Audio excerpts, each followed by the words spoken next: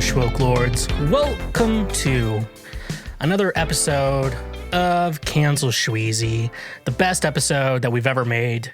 We're recording right now, and I already know it's a good one, because if you whatever you manifest into the world is what comes to you. I believe that's how it works. Like, you manifest the things you want, and so, I'm manifesting Allison Brie into my life right now.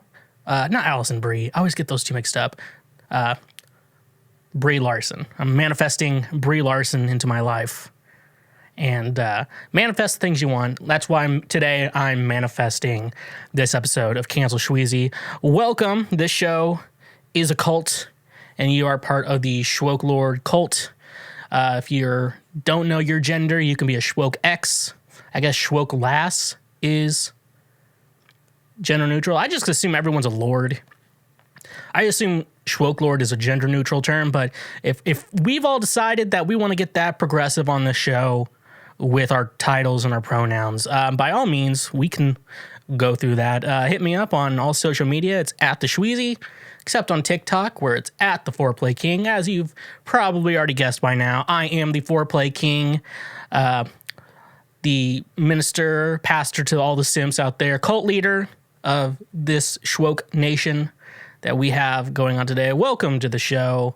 We have a good one today. I have a lot of cool things to talk about. This is going to be the only show that you don't hear about GameStop this week. So rest assured, the only GameStop story I have for you is that one time I went into GameStop, and usually GameStop employees they're cool guys, but they are a little nerdy. So you kind of keep that in mind. But one time it was a very beautiful woman who was working there. And it was one of those stores, I guess they only had one or two people in there.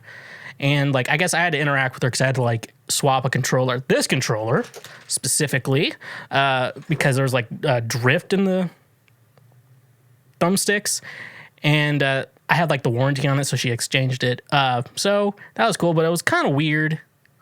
A really good looking woman working at GameStop when you're just used to cool nerds. But nevertheless, we will not be talking anymore about GameStop this entire episode, unless I bring it up again, which is possible, but not impossible. So, I don't know. We'll wait and see.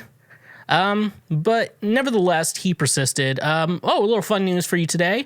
I was just recently on Drunk Church History. It's another podcast. No, it doesn't have video, but it is featuring my spiritual mentor, Joshua Casey, which you do know that he just released his book, Tracking Desire, A Journey After Swallow-Tailed Kites. So go check that out on Amazon. And also, go check out that episode I did with them. We had fun. We talked about contemporary Christian music. We get into more of my origins as a musician on that show, and I drink a PBR on it, so it's a little bit more fun. It's when I was cutting down on alcohol. I was I got to drink on this show, so I walked to the gas station, picked up a tall boy. I think I picked up 2 tall boys maybe, but anyways. But no. Also, if you're looking for other things to check out after you listen to this entire episode without skipping it, I have my EP, always reminder of that, out on Spotify, Apple, Tidal, Deezer, wherever you get your music at. It's on there, it's out, and it's very, very cool.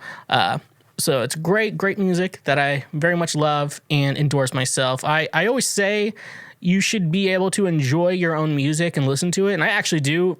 I'll sit down and enjoy it. I know it's probably not a cool thing, but that's why I try to make music that I actually want to listen to. It's just kind of my mindset to actually make music. So if I like listening to it, you'll like listening to it too, because I said so. So that's what I said. Just a reminder, if you're on here already, hit the like and subscribe button. I know some of you don't know. We are on YouTube now. It's been a minute, but the show is on YouTube. So go check that out. Go subscribe and like on the YouTube page. We're still trying to build that up a lot, and hopefully I can make the show a little bit more worthwhile, on the video than over audio. But I know some of you still drive, and YouTube's not good for your data or anything like that when you're driving. So I understand all of you. So it be like that sometimes, but it do. So just like and subscribe wherever you get your podcasts at. Leave a review on your platforms. Those help the show out a lot. Support our sponsors. If you if you like the sponsors and you're like, I would actually buy that, use our link, because that is how our sponsors work. If you support our links in our episodes there, you support the show. But if you don't want to hear anything about ads, hit up the Patreon page. $5 a month gets you ad-free episodes of this show and all my other shows in what's soon to become the Schweezy podcast universe. Obviously, this show and the Schwegcast are on them. So this show is just me doing stupid shit and talking about stupid shit. And the Schwegcast, I'm going to keep a little bit more to interviews. But then, I'm have my friends on and we're going to goof around. And those aren't going to be that serious, but they're going to be fun talks. But no, it's really cool.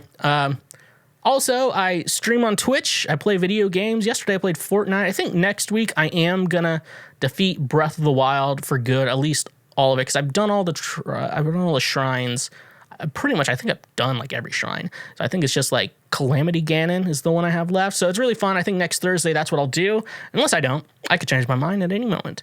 But nevertheless, though, if you do have an Amazon Prime account, however, what you can do is connect it to your Twitch account.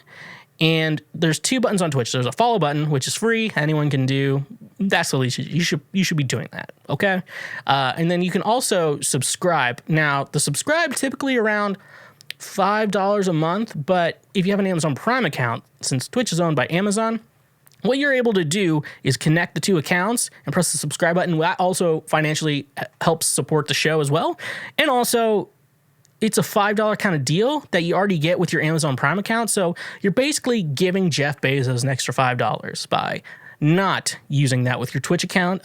Support people like me, support artists. It not only just supports me playing video games, it supports me doing my podcast, supports me doing my music, especially right now during COVID where I can't play shows and everyone's over live streams now. I've been seeing less and less of those, thank God, because we're never going to play a show ever again. But Monday, music is going to come back, and I'm going to be out in public singing songs for my EP, Ride or Die, which is out now on all streaming platforms.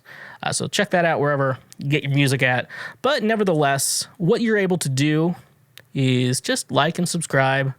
That's the freest thing you can do, and that is the most important thing to become a Schwoke to become a Schwoke Lord. We have some tiers of Schwoke Lords, but it's not money based. It's your lifestyle, if that makes sense. I'm not one of those cults that require money. Those aren't fun. Those aren't the fun cults. The fun cults is what we do on this show every week. So, nevertheless, he persisted. Why do I keep saying that? Is that funny? Does anyone think that's funny? All right, well, let's just get into it. Don't need money. Don't take fame. Don't need no credit card to ride this train. Strong and exciting can be cruel sometimes, but it might just save your life. That's the power of love. So, it's the power of love, people. Huey Lewis in the news. We're getting into the news today. All right, so first story, I always like to start off with a little bit of a positive. As we all know, we have a government now that isn't total shit, but I think this article makes it a bit better from what I am seeing here today. The man third in line of president succession has been in 5 Batman movies. This is from CNN. I know some of you only get your news from QAnon, but CNN, I still feel is okay with at least this article. For as many foes as the superhero fends off, Batman has a formidable team of supporters, starting with his sidekick Robin, Gotham City Commissioner James Gordon, and his ever-loyal butler, Alfred Pennyworth. But one of the Caped Crusader's most favorite supporters lies not in a comic book, but in the U.S. Senate, and he's known the Bat for more than 80 years. Senator Patrick Leahy, Leahy. It's Leahy. So Leah is Leah. But then you with the Y, it's maybe Lee? Senator Patrick Leahy? Leahy? Let's go with Leah. Leahy. A Democrat. Why am I just focused on this shit? A Democrat from Vermont and the longest-serving member of the current state is a Batman aficionado who's turned his fandom into philanthropy. He's even used the comics to forward his legislative agenda. Now President pro tempore of the Senate, Leah E., is third in presidential line of succession, though is unlikely he'll ever have to serve as president. His high-profile position shines a brighter light on his colorful resume, which includes multiple appearances in the Batman films. When he's not working in the Senate chambers in Washington, Leah E. retreats to Gotham, where Batman fights cartoonish villains and mans the Batmobile. It's a comfort he took up when he was 4 years old. If you live in the real world all the time, it can be kind of boring, the senator told Vermont alt weekly newspaper 7 Days. In 2008, Leah E. was elected to the Senate in 1974, and until the mid-1990s, his affinity for Batman didn't have much to do with his duty on Capitol Hill.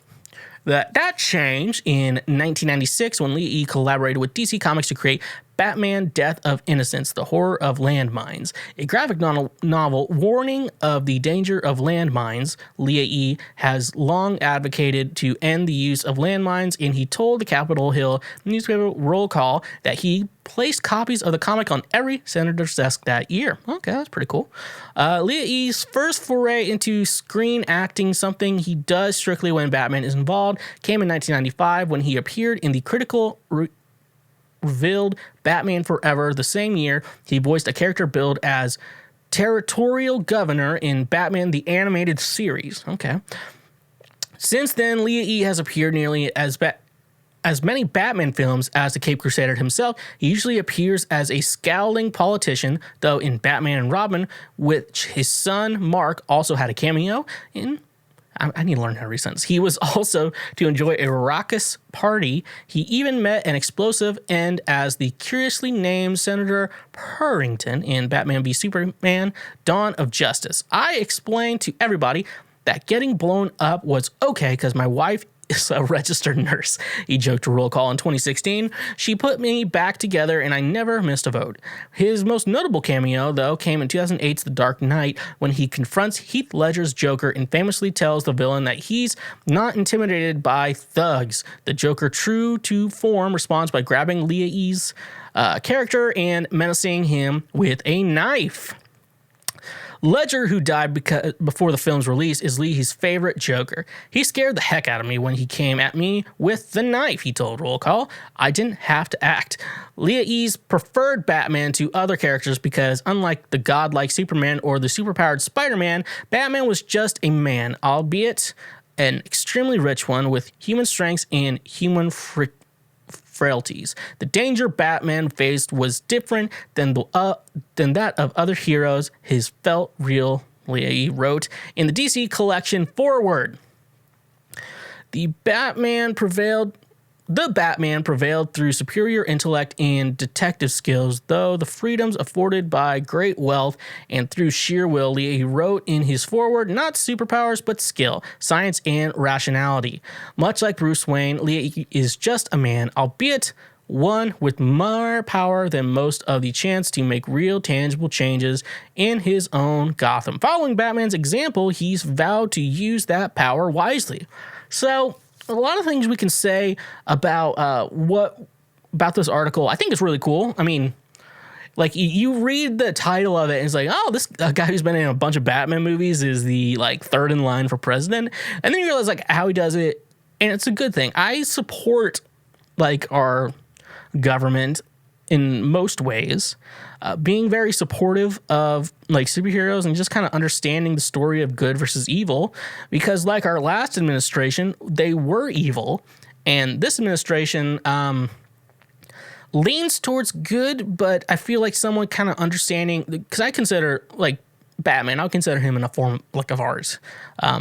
Technically, I think we can all call it a form of art, and I feel like art when it's stored in the realm of storytelling really makes you think the ideas of what is good, what is evil. Because we can go back to like Infinity War by Marvel, and then that idea Thanos decided he wanted to eliminate half of Earth, not like specifics of anyone, but to eliminate half of all life on Earth. And with this idea of eliminating half of life, he was doing it for the greater good. I guess Harry Potter, the new series, is doing that too, where it's like it's for the greater good, or the end justifies the means, or in my case, the end justifies the memes. But that is like a good thing. So I like this idea of, you know, government workers and our like officials that we vote for being into art, especially kinds that make you pick good versus evil and make you actually have to think of it. And like you think, and Batman, I guess a lot of it's pretty simple, but at the same time, Batman and this idea, Batman doesn't kill. That's like his big thing. Like Batman will not kill anyone. He just wants to bring them to justice. But at the same time, with like Joker, if he killed Joker at that time, like I'm pretty sure a lot of his problems would be over, but he has that moral value of killing someone. So then that's the idea of like, you think about like this intellectual conversation you have where is killing someone good if it causes a lot less harm? Because a lot of people, if you think about like Joker going to jail, escaping from jail, kills more people, like wouldn't it make more sense? Like that's the idea. Would it make more sense to kill Joker, just end him for good, and a lot less people would die? Like that's the idea. It's like this, the end justifies the means idea of it. So I kind of like this. Like I said, I'm liking this idea of our government and people who try to work for this idea of the greater good, focusing on these artistic stories that try to go with these ideas of, is this a good idea? Is this a bad idea? Because it makes the world more interesting. And I think it makes people think, because I think, you know, when you watch a movie, especially like a superhero movie, you realize what was the bad guy's intentions. And I know with a lot of Marvel movies, it's like he's evil for no reason, but then you get complicated characters like Loki, who, you know, he was like the misfit, not his father's favorite, and like what was he trying to prove? Then you think Thanos obviously was his idea of what's going to make the world a better place, very complicated like that. What's like their meaning behind it? So I think it's a good idea, and to have nerd government officials, especially senators.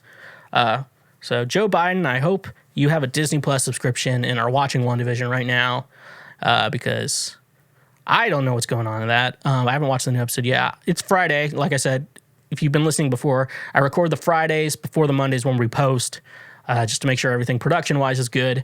I feel like if my life was perfect, I would just record it on a Monday, have it uploaded like in like 2 seconds, and then like be good. But you know, no one told you life was gonna be this way. One time I did that in a Kroger when they were playing that song in Kroger, and then like they're like, no one told you life was gonna be this way, and then I'm the only person who stopped and was like, what the fuck is going on? Like, I can't. Why am I the only one who fucking did that? That's a bunch of fucking shit. I'm still mad about that.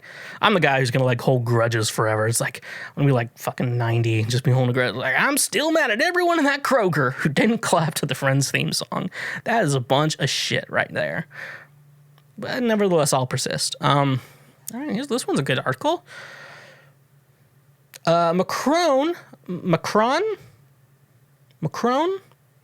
disease. The French president, that guy, says France will tighten legislation on incest.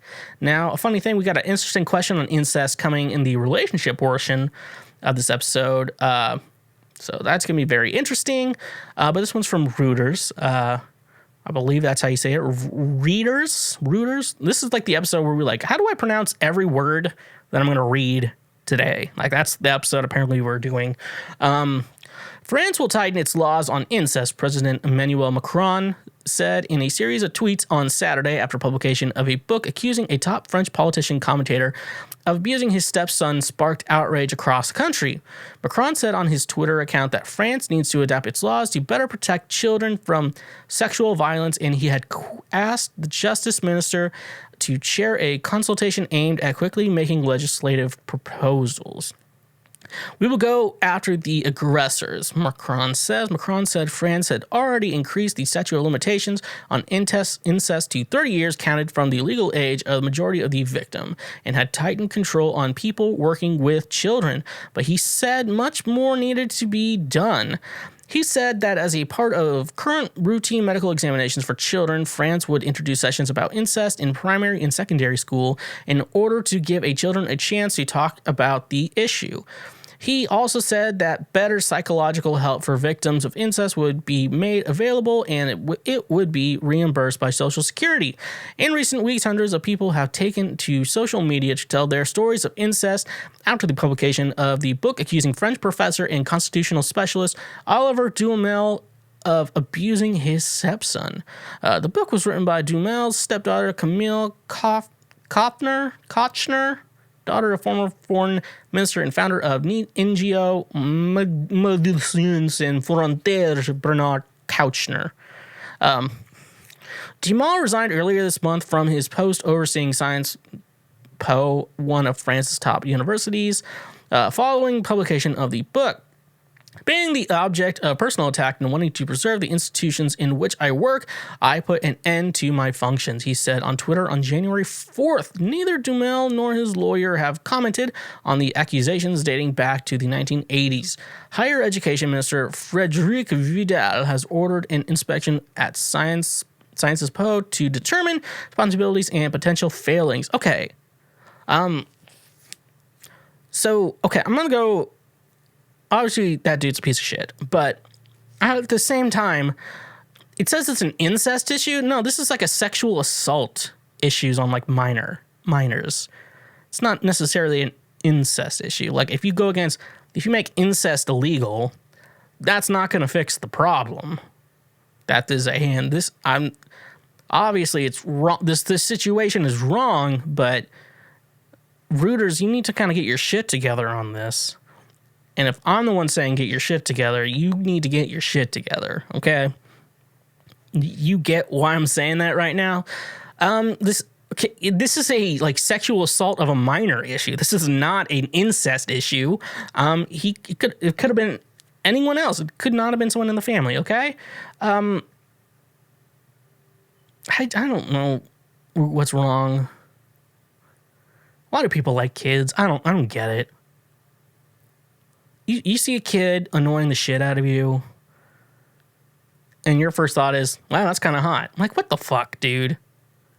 What the fuck? How do you get attracted to a child? I've always wondered that. How do you fucking get attracted to a child? You're just like, I just like their little feet, little hands. I like how they won't shut the fuck up about dinosaurs and shit. It's just a turn on for me. I'm like, what the fuck? What the fuck? I don't know. What the fuck's going on there? Like, for real? I don't... If you're a pedophile, and also if you are a pedophile, I'm gonna punch you in the face. Like, that's not cool to the kid. The kid doesn't want that. I don't care how much you bribe them and convince yourself that they want it. Like, they don't want it. They don't want that. You know, you can find... I would say the best thing for an adult is if you're into small children, like there's a lot, you can find adults who look like, I look like I'm 15. I think if I shaved, but also maybe the beard isn't, I don't know how this beard is looking right now. It looks terrible. I'm aware. Okay. I'm just trying to let it grow out, even out. Okay. I'm not going outside. So, you know, it's still COVID season. So, calm your tits, people. But anyways, I think pedophiles should be punched in the face. And I think when they get their sentence in court, I feel like you should be able to like try to sneak in another punch on them, and then like a couple punches in, and their security guard's like, "Hey, stop it!" And then you get a couple more punches in, and then he's like, and then you pull him away and be like, "Stop that!" And then you let him walk away free because that's okay. That's okay, folks. Punching pedophiles is okay because they're not people. All right. Let's go to another article. All right. Our weekly article from Page 6, one of the greatest news websites out there in our world today. Look at that.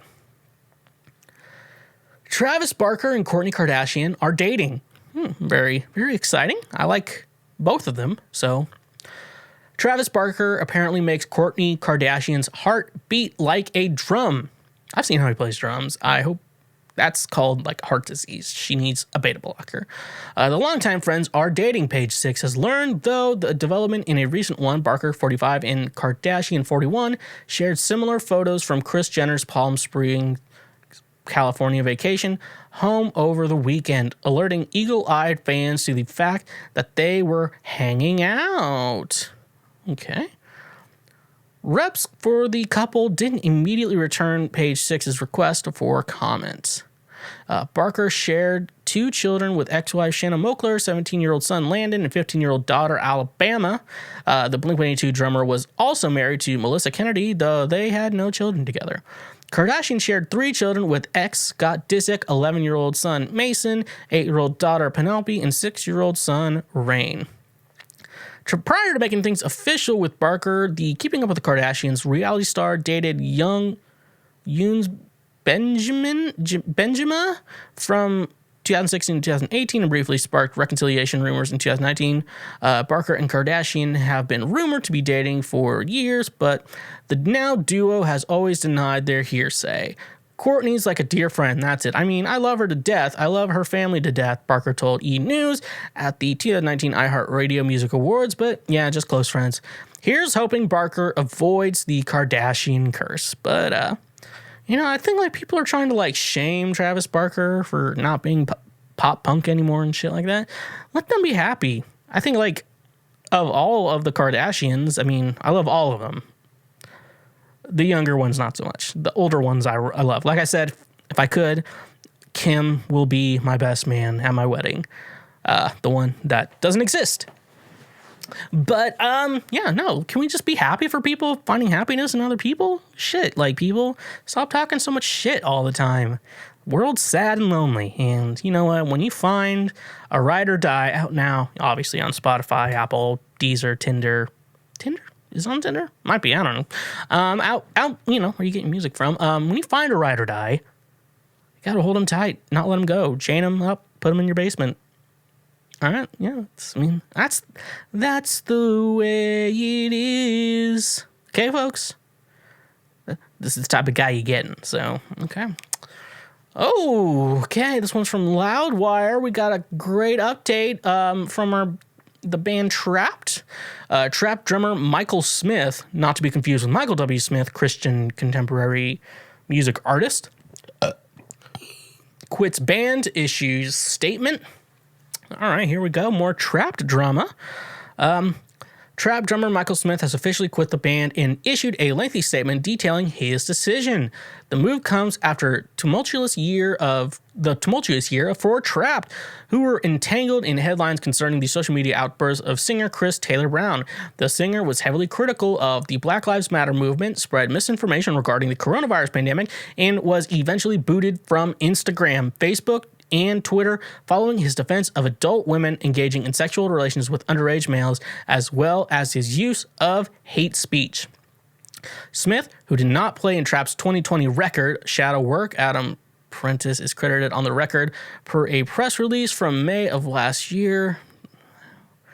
I said his decision to step down from the group is bittersweet, and that some of the public stances taken on behalf of the band via Brown were not representative of his individualistic views. The drummer further cited the reaction the band received from the public regarding these controversial stances as another contributing factor to his exit. I do not agree with how certain things have been handled towards our fans and the music community, who I have such an immense respect for, said Smith, in part. So here's the full statement from him, in his own words, from his Instagram. Is this Instagram? I believe it's Instagram. After playing drums for Trapt for the past couple of years, I have decided to step down from the band.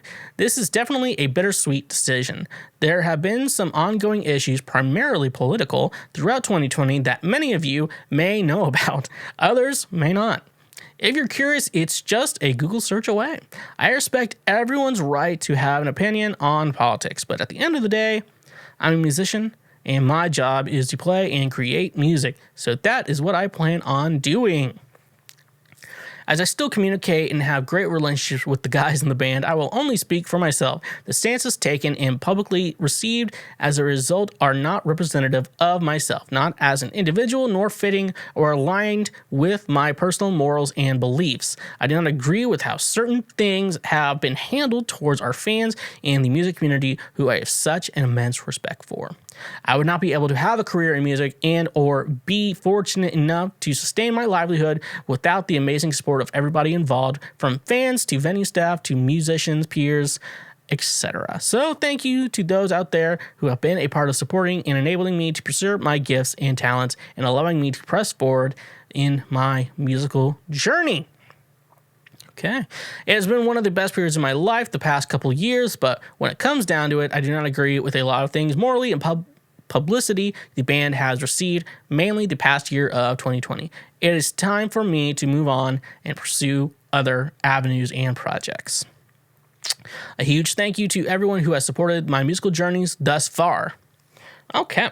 So that is the what we have from him. I'm gonna have to drink some wine here, folks. All right. Brown offered his own statement on Trapt's YouTube community section, so he apparently is not banned from there yet. And I'm going to do what I imagine he sounds like talking to him. Oh, and just to let everyone know, because at Loudwire and at Metal Sucks don't ever ask me anything, Trapt has had a replacement for a couple weeks now.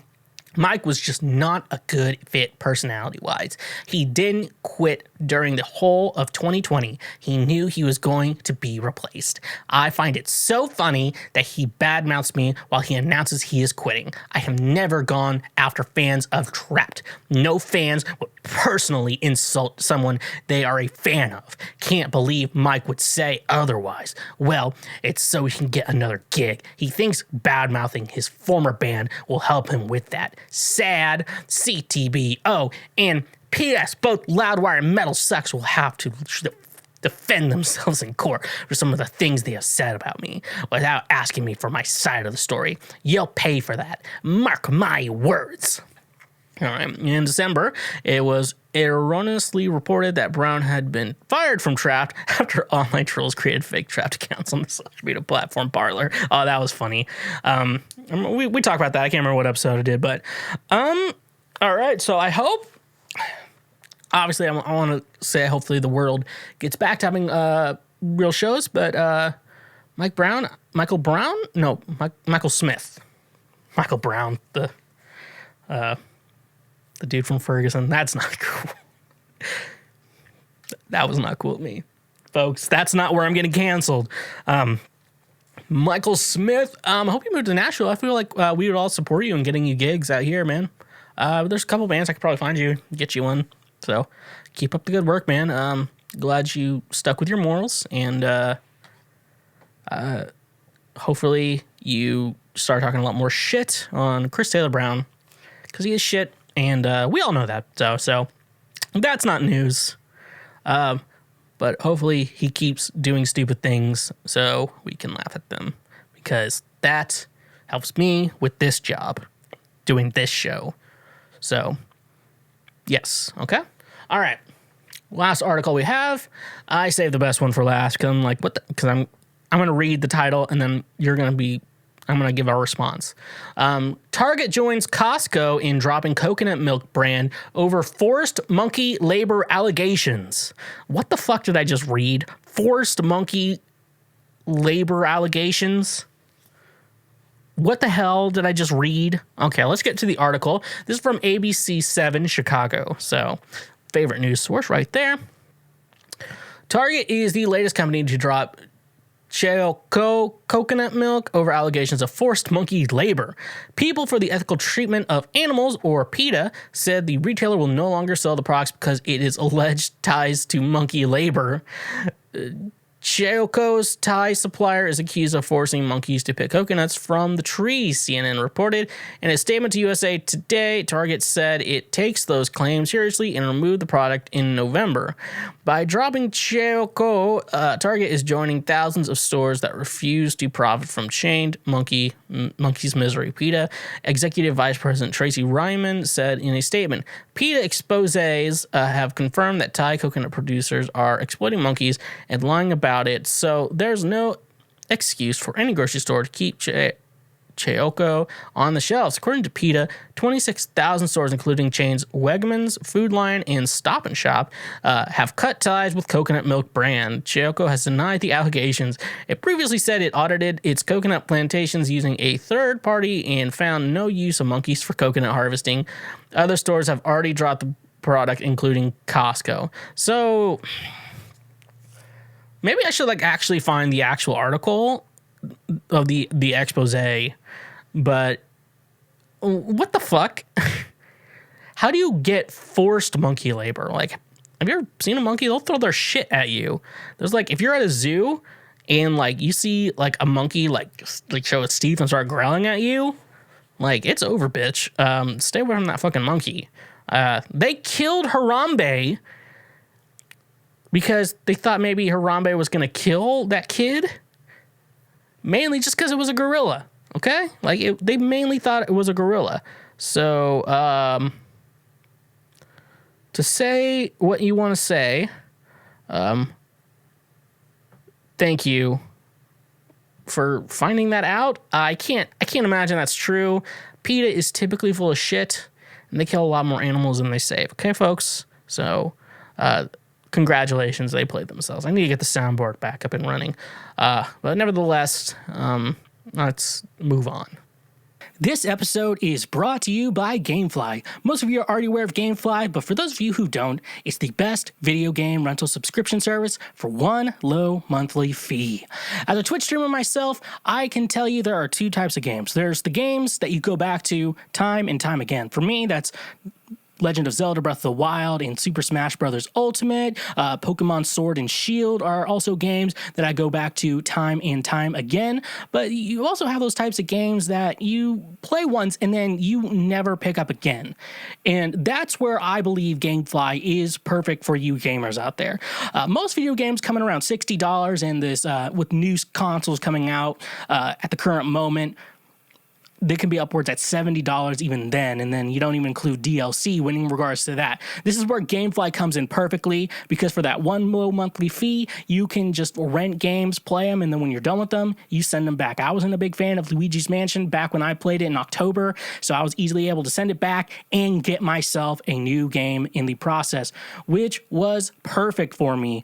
Just start playing other games, just be able to open your horizons on what games you want to play with Gamefly is my personal favorite thing. So for the low monthly price, your first 2 months, if you use the link in our description, your first 2 months are only $10. So stop wasting so much money on video games. Stop spending $60 on a game you're only going to play once.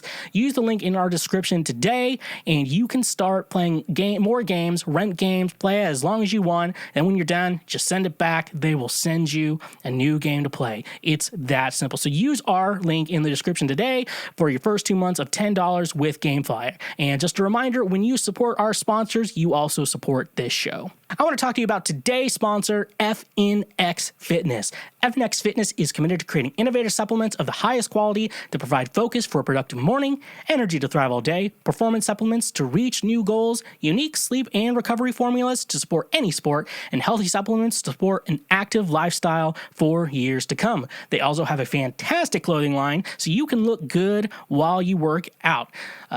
With your purchase of any product with FNX Fitness, one thing I love is that they donate a gallon of water with every purchase you make to a child in need in a country that doesn't necessarily have clean drinking water, which is perfect. You get to feel good when you buy a product from FNX Fitness. You can start using their supplements, work smarter, not harder with their supplements. That way you can get the most out of your workout, and so you no longer have to be fat. Hashtag pray for Mike. So using the promo code SHWEGCAST or the link in our description today, you can save 15% off off your purchase with FNX Fitness. Again, that is 15% off of your purchase when you support FNX Fitness and get a product from them. And a reminder that when you support our sponsors, you directly support this show. All right, so let's get into everything I'm going through this week. I just want to bring up first that, so my friend TJ, he's on the band Ghost Town Remedy. He actually got me this shirt. Well, I should probably show the shirt first. It says Hentai and Hennessy. Let me give you all a good look on the video.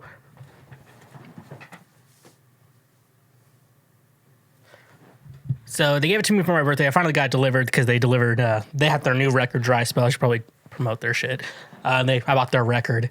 It was really funny because I wanted to support their like Kickstarter. Oh, it was their Indiegogo, and so it was like $25 for the vinyl record, which is a good price for like a new record, new band, good pressing and everything like that. It's like it's a good colored vinyl type thing, and but then like the shipping was $12. But we live in the same place, so I'm like, I'm not paying for shipping.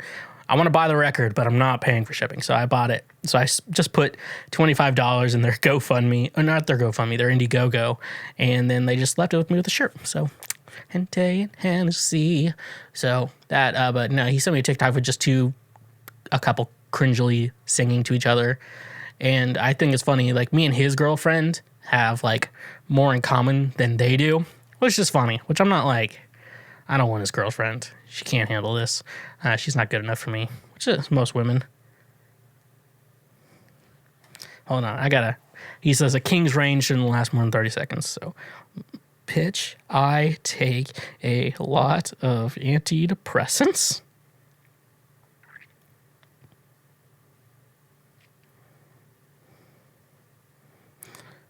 Okay, so he said, let me finish this.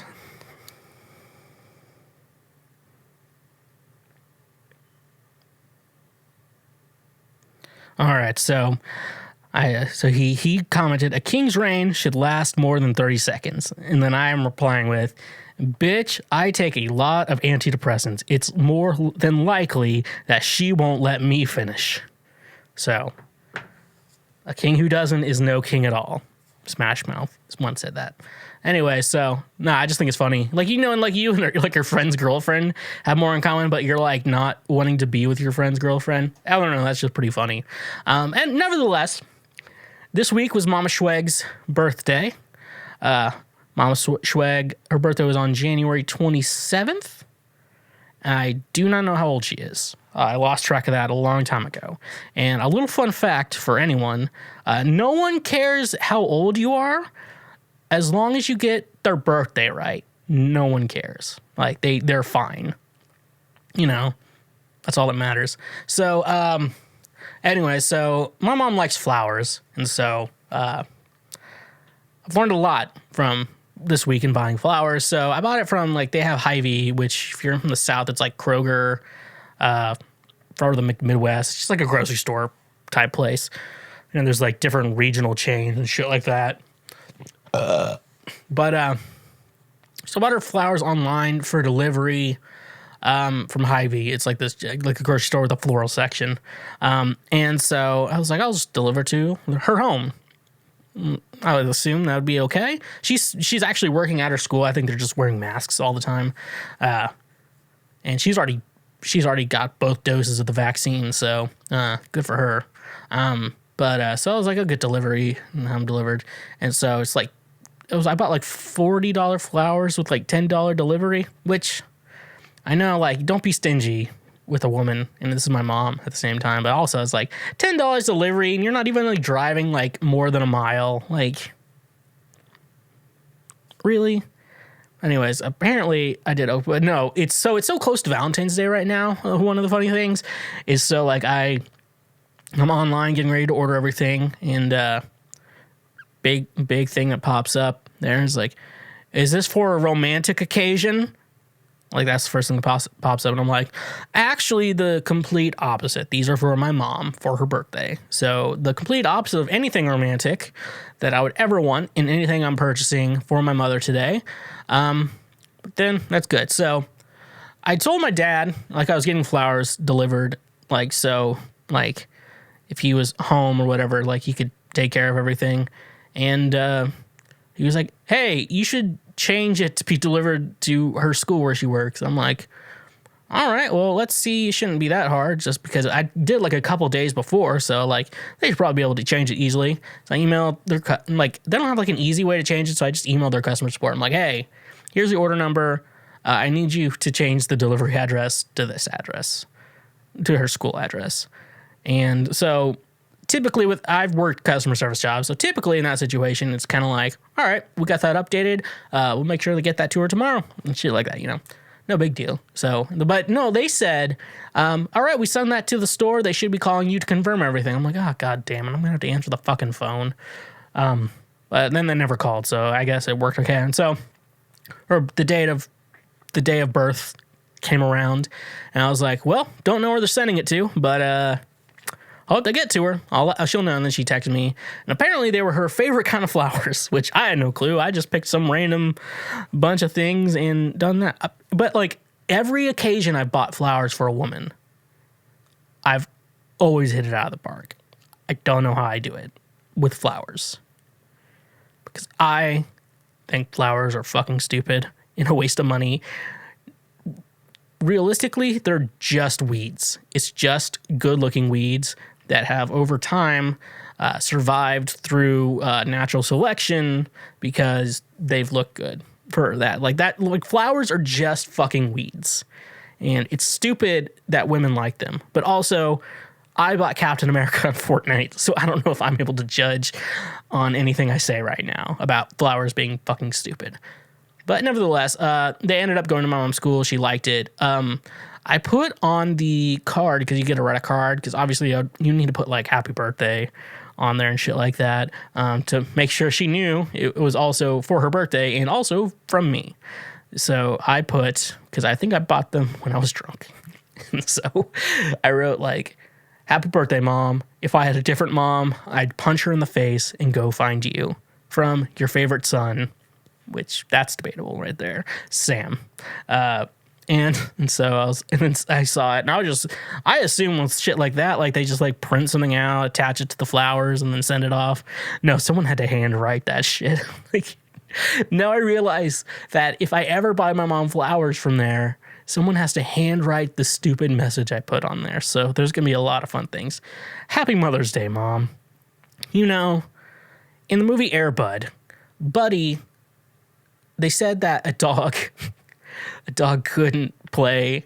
There was no rule saying a dog couldn't play basketball in the rule book. But also at the same time, Mom, the dog was not enrolled in high school. So there's a lot of problems there. So happy Mother's Day, Mom, from your favorite son, which is debatable at this point. So you just have a write whatever the fuck I want. Just write a bunch of stupid shit. You know, Mom, I was 9 pounds when I was born. I have to imagine that Dad has not enjoyed being with you since. But nevertheless, he is Ride or Die. Also out on Spotify, Apple Music, wherever you get your music from. So sorry for ruining your body. Love, your favorite son.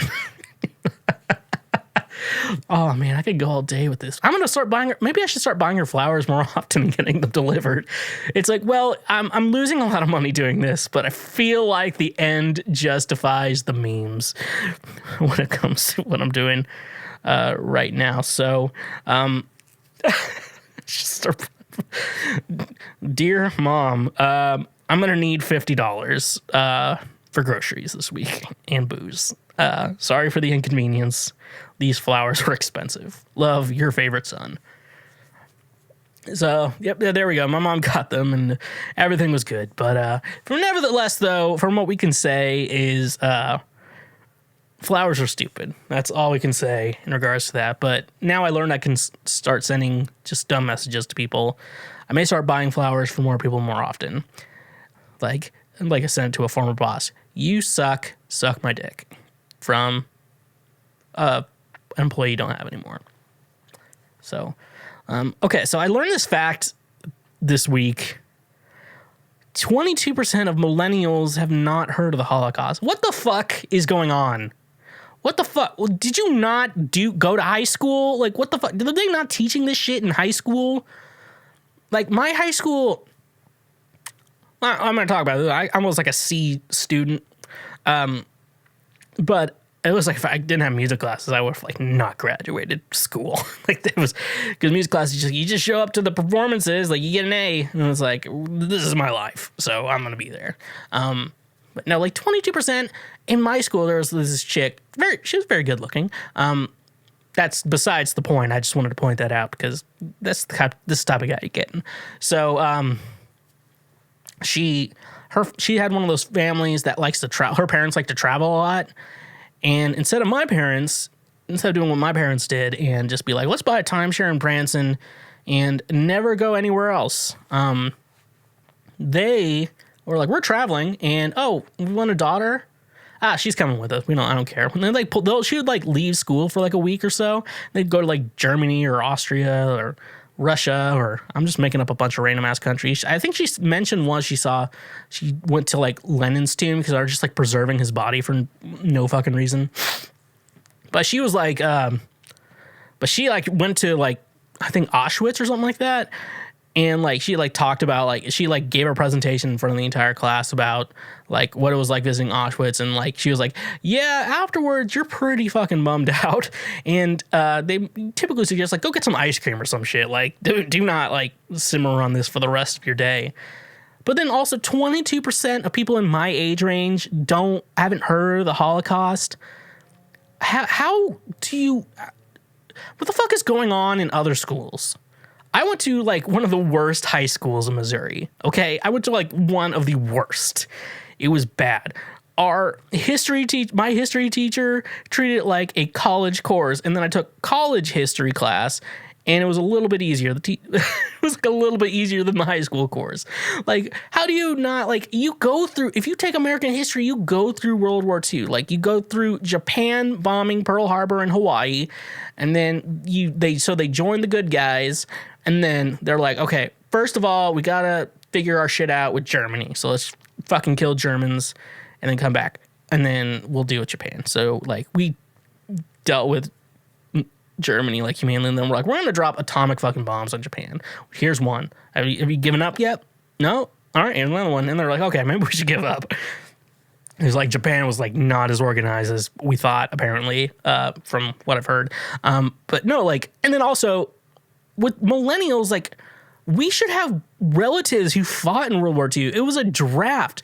We should have relatives out there who fought in World War II, and most likely went to Germany. My grandpa was 101st Airborne, Germany, and then, like, at the same age, I very obese and getting drunk and passing out eating burritos. Like, this is the generation gap there. But I'm at least smart enough to know what the fuck like the Holocaust was, because that was one of the big reasons we fought. I don't think that was the main reason, but I mean, it was a good pro to the war to stop it. I'd say in regards to like the pros and the cons of fighting in World War II. I think stopping the Holocaust, as much as it did, and like you see like fucking like it's fucking brutal. Like, how do you not learn about that shit? Like, you go into like where the gas chambers were, you see like scratching on the walls from people trying not to fucking die. Dude, it's what you learn about that shit is brutal. And then some people have the audacity. I mean, even most people like Trump supporters are like, Holocaust was fake, didn't happen, but I would also still do exactly that to the Jews. Don't come for me, I'm only half. So you can back off on me. I'll be like, oh, I'm Irish. And they're like, Schweezy? That's your name? It's not even like my real name. It's just Schweezy. Like, that sounds fucking Jewish, okay? Me and Little Dicky are gonna be like, we're at the Jews in the music industry right now. Let's work together, Little Dicky. Come on, Dave, let's get going. That's a good show, FYI. It's not like one I want to talk about on this show, but it's whatever. But no, if you're a millennial and you haven't heard of the Holocaust, you are fucking stupid. You are, I believe you to be one of the stupidest fucking human beings that have ever existed. It's okay if you didn't learn about the Holocaust till like middle school or high school, and maybe learned it longer than anyone else. But if you don't know it right now, if you don't know what the fuck a Nazi is, like, you have to think, if you never heard of the Holocaust, 2017, like, I think that's when Charlottesville happened, like those riots where like the white supremacists and the Nazis got together and did shit. I'm like, what's a Nazi? And so you go on fucking Wikipedia, like all the other non-TikToks in the world, and fucking learn what fucking happened during World War II. I just don't know how I don't know how schools just avoided World War II altogether. It was such a big war, like, in the world. Like, if you think about, like, world events that have happened over, like, periods of time in the world, like, World War II is a pretty big one. You know? It's pretty big. Okay, I'm done talking about that. Stop being fucking stupid, people. Fucking just, I don't know how fucking stupid people are. Okay. Also, okay, so here's something I really want to talk about. I caved, and I am now subscribed to Discovery Plus. That's right, Schweezy, the man you're listening to right now, he does not have a HBO Max subscription. However, he does have Discovery Plus because there's a lot of trashy TV shows on there and a lot of documentaries that I like.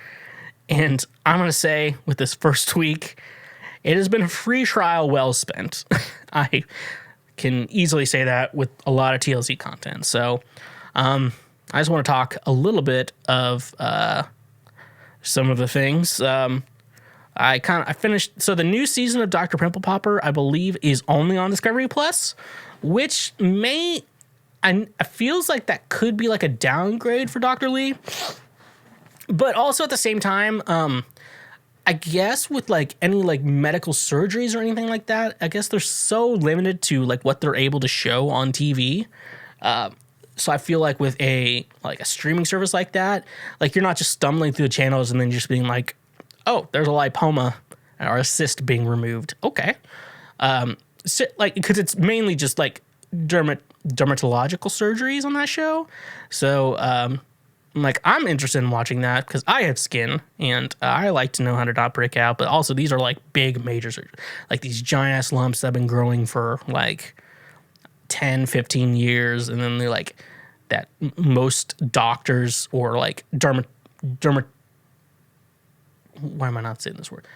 Dermatologists are like not able to like surgically remove because it's like, I think most cysts can be removed, like stuff like that. But these big ass lipomas, because sometimes it can be like stuck under arteries and skin and stuff like that. So like a lot of doctors are like necessarily not able to do that. But Dr. Lee is like, fuck it, I'll do it. She's like, but if I can't cut into anything that's like, I'm not arteries or muscle, like I am not gonna do that. Like I will not die on that sword. So like most of the time, I've seen her like very few times. She's like not, I think maybe once or something like that. There, she's usually able to like get the lump or whatever out. Typically, a lot of them are benign, so a lot of that's pretty good. But it's like it's interesting because I'm actually learning something from the Learning Channel, TLC, the Learning Channel, who brings you all the other great hits like 90 Day Fiancé, which I'm going to get into one of those a little bit later. But now I finished Dr. Pimple Popper. Great show. You'll actually learn something. If you can deal with the surgery parts, like, it's actually very interesting about skin. Like, you learn a lot. Like you learn about, like, cysts, how cysts work. It's like this, like, sac is somehow created in your body, and then it fills up with, like, dead skin cells, and that's, like, all the pus and all that crazy pus, and then it just grows and grows and grows, and then, like, you could technically figure out a way, like, poke it in your skin and pop it, but then, like, the sac is still there, so it's just gonna grow back. So, like, unless you surgically remove the sac, that's one thing I learned. Lipomas are pretty big. They're typically benign, but at the same time, if you remove it, she's able to remove them for some reason. Other doctors are like, I can't touch that. No, thank you. So yeah, that's my thoughts on Dr. Pimple Popper. Okay, so I watched the documentary on Onision. That dude's a fucking psycho.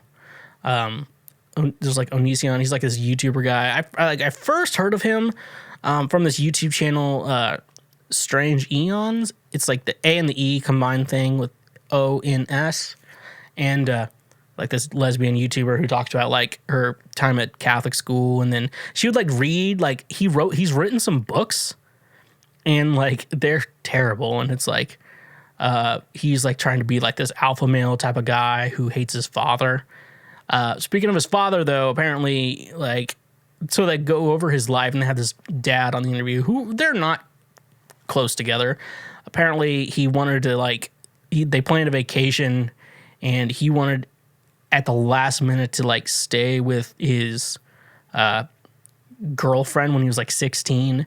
And so like I guess they got into some sort of like altercation or something like that, where his dad tried to take off his headphones to talk to him, and Onision, or Greg is his real name, like said his dad was choking him, and so he started just like trying to attack his father, and he ended up in like juvie, shit like that.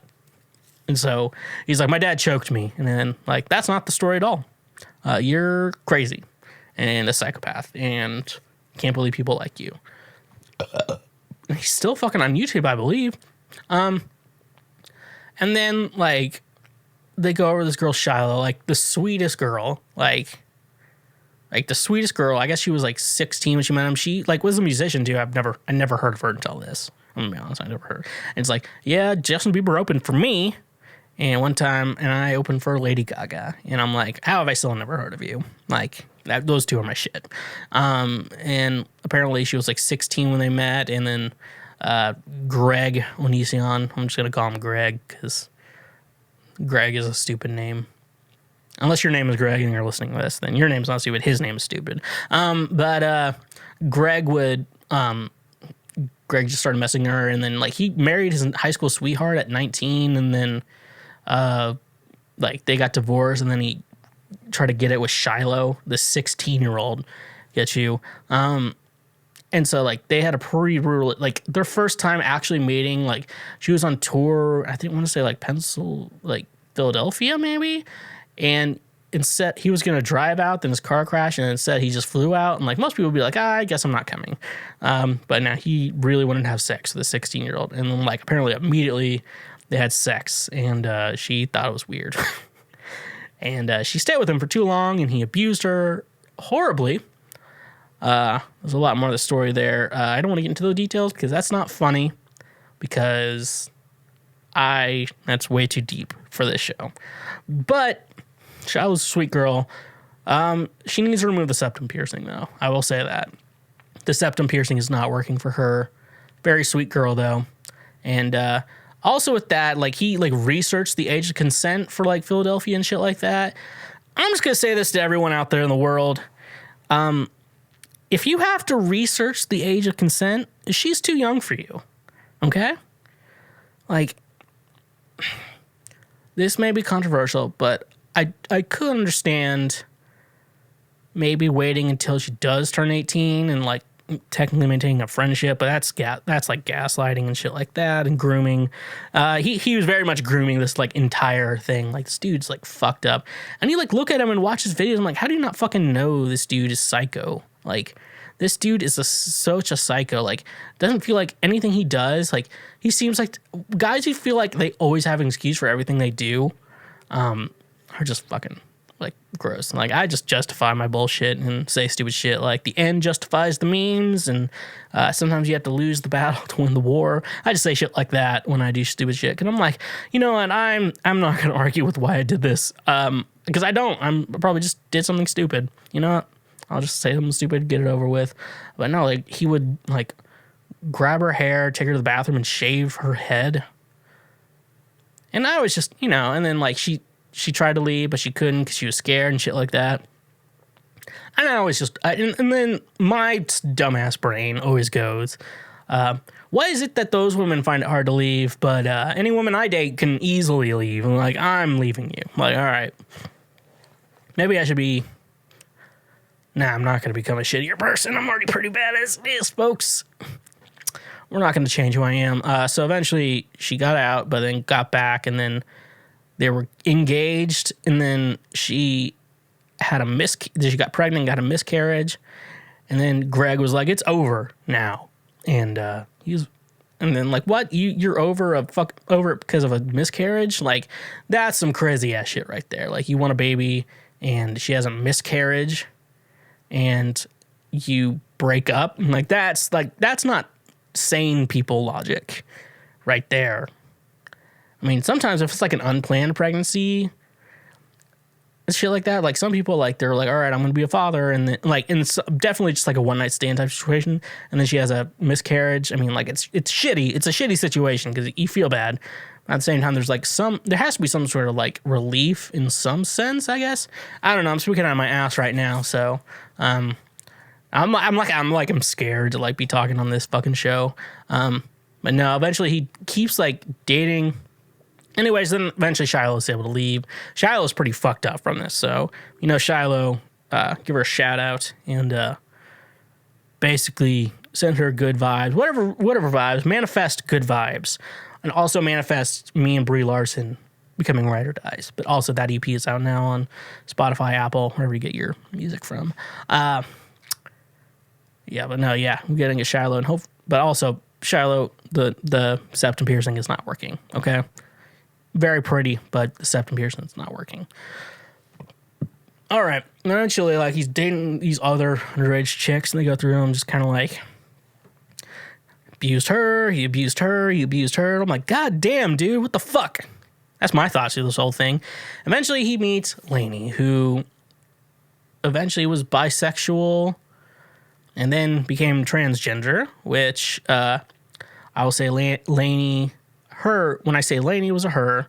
When I say Kai is a he. So back when Kai was Lainey, Lainey as a she would bring in like a third underage woman into the relationship, and they do like weird threesomes, and that woman would get abused and eventually go away and shit like that. And then Lainey became Kai, and then Kai, they're still like a throuple, and like it just goes up to present day, and like we haven't heard from Kai in a long time, and like Greg is just crazy. You need to watch this documentary. Like, do the week trial.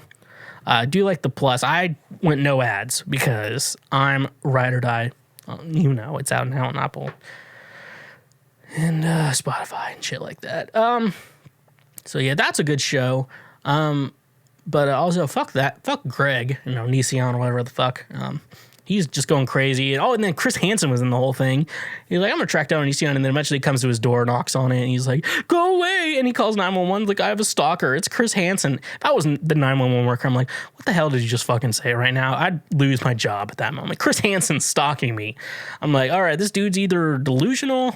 And like the cops are just like shaking hands with Chris Hansen. He's like, hey man, it's private property. Technically I have to leave. And then they're like, all right. The cops are just like chill with Chris Hansen. Hey man, you've done a lot of good in this world. FYI, you just gotta leave. Shit like that. And I'm like, all right. Chris Hansen probably should have planned that better, but whatever. Anyways, that's cool. And that's a great documentary.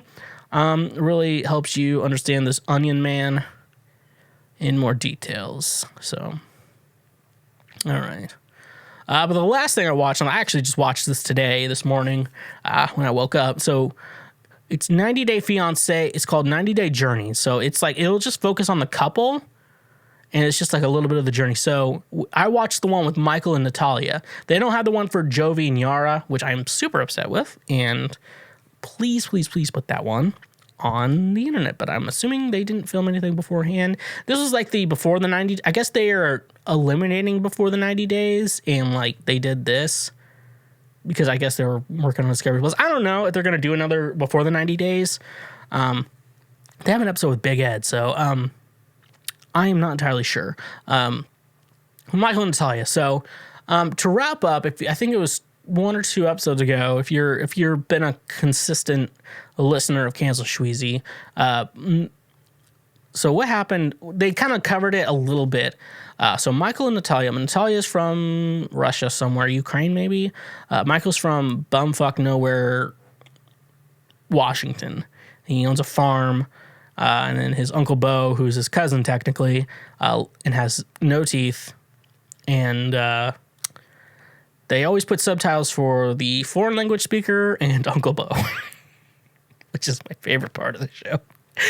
It's just like, so the normal English speakers, they don't have subtitles, but the English as a second language speakers do have subtitles and Uncle Bo. And I hope Uncle Bill gets his own show. But, like, basically when he went to visit her in Russia, Natalia was like, I don't love you, and gave her engagement ring back to Michael. And then he's like, fine, fuck this. And then he, like, went back home and shit like that. And so, like, I guess that they were technically still together, I guess, in it's complicated situation, but they already applied for the K-1 visa. So where 90 Day Fiancé starts is that they were approved for the visa, but they were already not, like, working out as a couple. And so, and like in the beginning of this series, Michael's like this happy-go-lucky, like, friendly guy. Like, he's an easy guy to be friends with, I would say, with Michael. Like, he talks about, like, how he was married for, like, married, and then, like, she left him for another woman. That situation. I mean, like, that's not his fault. So it's, like, basically her fault kind of situation. He blew up, got really fat, then lost a ton of weight. So, like, he's still pretty chubby. He's a super tall guy. So, like, we're about the same size. I was taller. But anyways, like, he's working on himself. Met Natalia through friends. And then, met from there. And then they got engaged and shit like that. And then this whole series, they're just, like, fighting this whole time because Natalia is just annoying as fuck. Like, she'll, like, so one thing I didn't realize, though, they didn't show this in the show. And so, okay, so when I mentioned, like, I'm trying to wrap up what I've already talked about before. So with Michael, Natalia called him and just like, hey, I was approved for my K-1 visa. Do you want me to come? And he was just like, fuck, I don't know if I like you. And then he's like, all right, come to America for your 90 days. And so she comes for the 90 days. So, like, she comes, like, and they're not even really a couple. And, like, I don't know if they're technically engaged or not, but, like, she does not have the engagement ring. And kind of, like, you may have to catch up with the show. I don't want to spoil anything else for you.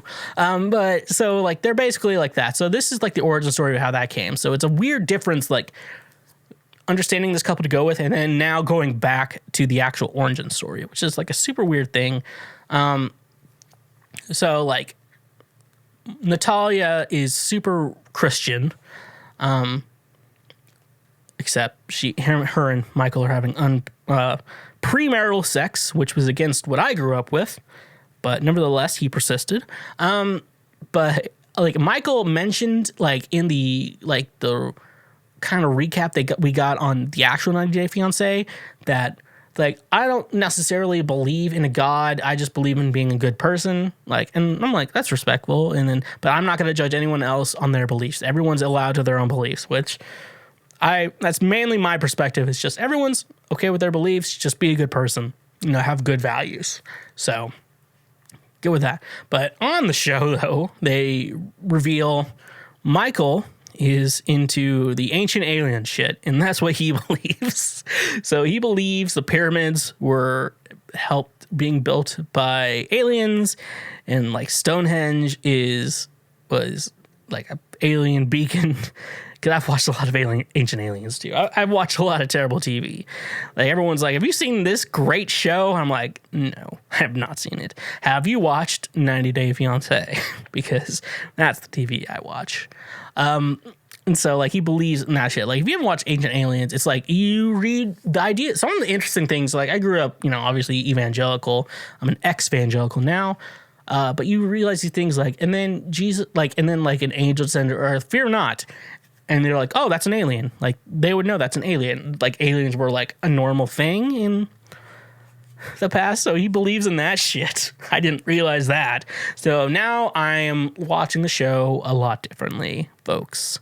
But so that's really funny. And so Natalia is like, we don't share the same, if you're not Christian, we don't have the same values. And then Michael's like, what the fuck do you mean we don't have the same values? And then, like, they keep arguing all the fucking time about this. And then he's like, look, if we're both Christians and we have a child, they're going to go to school and they're going to learn a bunch of other different shit. So, like, you shouldn't have that big of a deal. Like, their values technically line up with each other. So that's a problem. But Natalia is just kind of...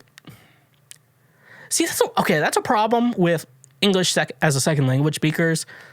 Like, you can't necessarily get their intelligence level right, because a second, like, when you originally speak like Russian, and then you learn English as a second language, like just the lost in translation idea, like you don't understand someone as well. So like I can't necessarily wrap my head around like how smart or dumb is Natalia, because my mind wants to say she's pretty fucking dumb, but also I can't get a good read on an English as a second language speaker. So like, because I want to give everyone the benefit of the doubt, but I mean everyone else on the show is just kind of weird, but I don't know. It's just, I don't know. It's just funny. Like his like religious beliefs in my mind went from, I'm just kind of agnostic. Anything could be out there, but I don't confirm. I'm just trusting in good values. Agnostic atheist, like a good agnostic atheist, to, oh, I believe aliens exist. They were the ones in the Bible and that shit. I'm like, what? How do you transition from that shit? That's fucking weird. And then I've already mentioned this, though, but I still have it in my notes. When the foreign language speaker speaks English, they do subtitles for our benefit. But when Uncle Bo speaks, they also do subtitles because they assumed that no one is going to understand a single fucking word he says because he doesn't have teeth. And that's a big fact. So, yeah, that finished that. One more thing I'm going to say about the 90-day journey. I'm going to probably watch a couple more. I don't know if I'm going to go over it on the show. But people are like, Michael apparently is in a ton of debt just because he bought his parents' property and stuff like that. So he's still paying that off, and he has some credit card debt. And so that's a big topic on like, hey, I'm not ready for kids yet. I want to make sure that we get this debt figured out. Then we can start going raw. And so that's a big deal for him. But also, okay, god damn it, I just fucking forgot my train of thought. Can we so he's talking about credit card debt. And then he's like, I spent a little bit of money to do this, but I'm going to go fly out to Natalia to go see her in Russia. That makes me think, though, TLC, what the fuck? Like, you're getting free content from this person. You're not going to help him pay for fucking plane tickets and shit. Come on, TLC. You can do better than that. That's not fucking cool. You need to be fucking paying for the plane tickets. You're not technically being, like, I technically would consider these people your employees. You need to be fucking paying for shit like plane tickets, just helping them fucking get places. I'm like, you don't need to be putting up in 5-star resorts and shit like that, but plane tickets to see their significant other, like, come on, TLC. Stop being so fucking stingy. Come on, that's not fucking cool. TLC, you need to start paying for fucking the plane tickets to get them there so they can deliver the content that you're using them for, okay? It's like, if it's okay that they're like, well, I'm going to be on TV and I'm going to give you content, so therefore you're going to give me a plane ticket to go see my significant other in a foreign country. And I'm not going to go in debt to be on your fucking TV show. TLC, stop being so fucking stingy, okay? This episode is brought to you by Duke Cannon Supply Company's Beer and Bourbon Box. Duke Cannon hails from a simpler time, a time when the term handyman was redundant, a time when chivalry wasn't considered old-fashioned. Duke Cannon's purpose is simple: to make superior quality grooming goods that meet the high standards of hard-working men. In the history of great duos, the partnership of beer and bourbon is even more important to our way of life than mac and cheese, or if you're across the pond, fish and chips.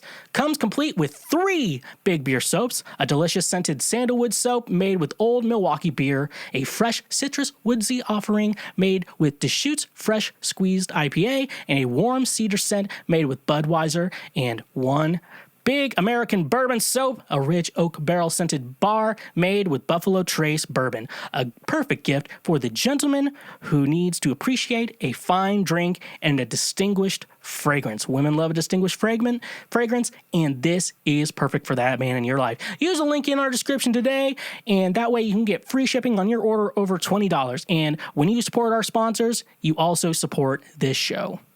This episode is brought to you by DoorDash. Are you depressed? Feeling too lazy to cook for yourself?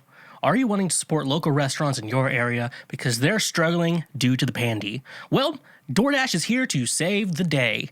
If you don't know DoorDash, they bring you food you are craving directly to your door. With over 300,000 partners in the US, Puerto Rico, Canada, and Australia, you can support your local favorites and your favorite national chains such as Chipotle, Wendy's, and even the Cheesecake Factory. Your favorite restaurant is still open for delivery, so download the DoorDash app using the link in the description of this episode. It's all contactless delivery to keep my community and yours safe. Get $10 off each of your first 3 DoorDash orders over $15 when you sign up using the link in the description. Again, that's $10 off your first 3 orders over $15 when you use the link in our description. And when you support our sponsors, you also support this show.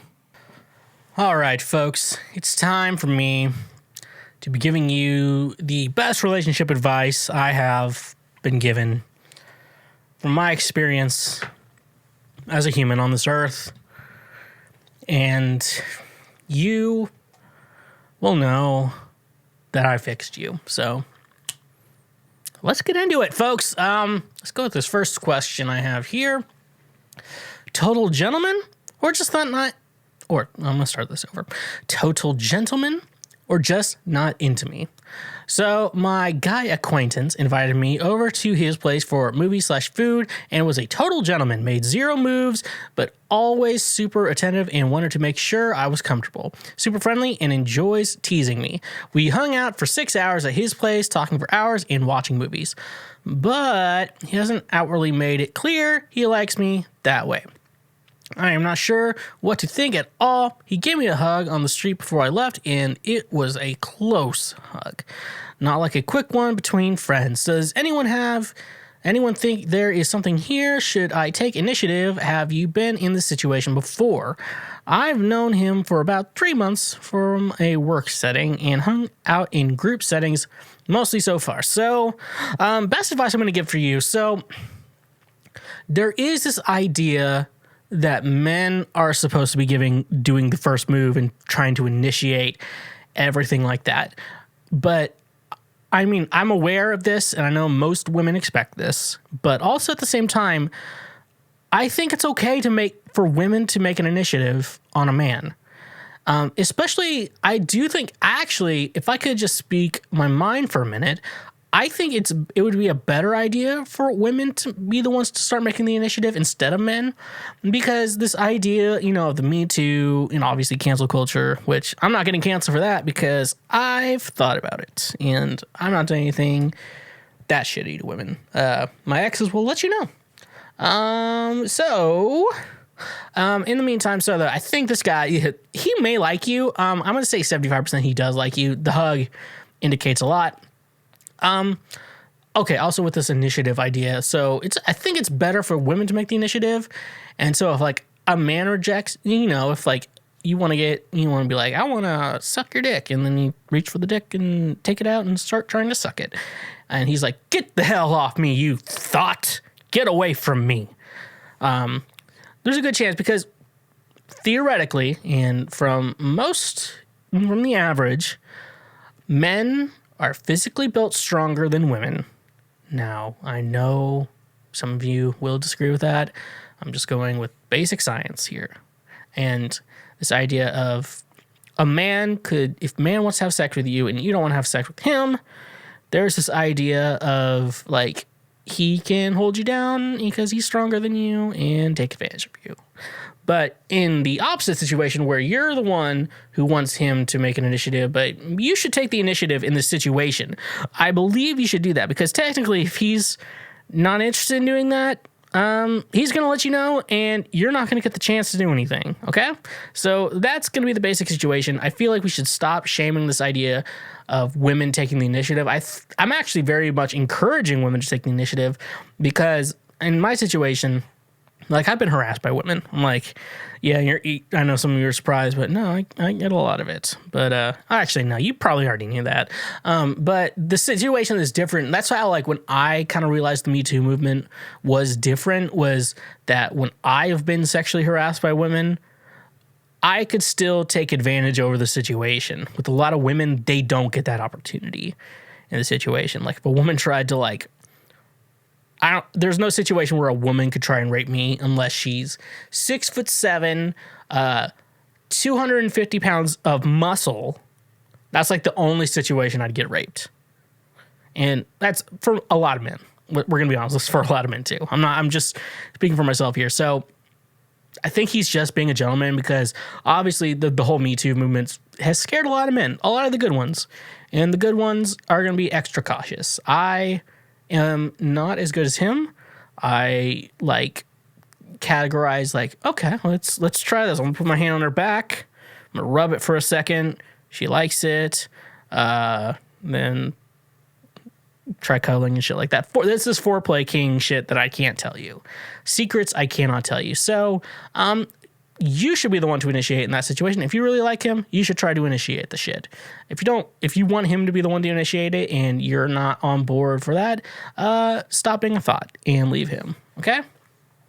All right. Next question I got here. Okay. My boyfriend is mad at me because I got myself a vibrator. I have been in a relationship with my boyfriend for about 9 months. Sex is good, but I always have trouble climaxing. I have always had trouble climaxing during sex, no matter what, so it's not like it's his fault or anything. Our sex life is good, and I'm overall happy with it, but lately I really wanted to know what it feels like to have an orgasm since I have never had one in my entire life.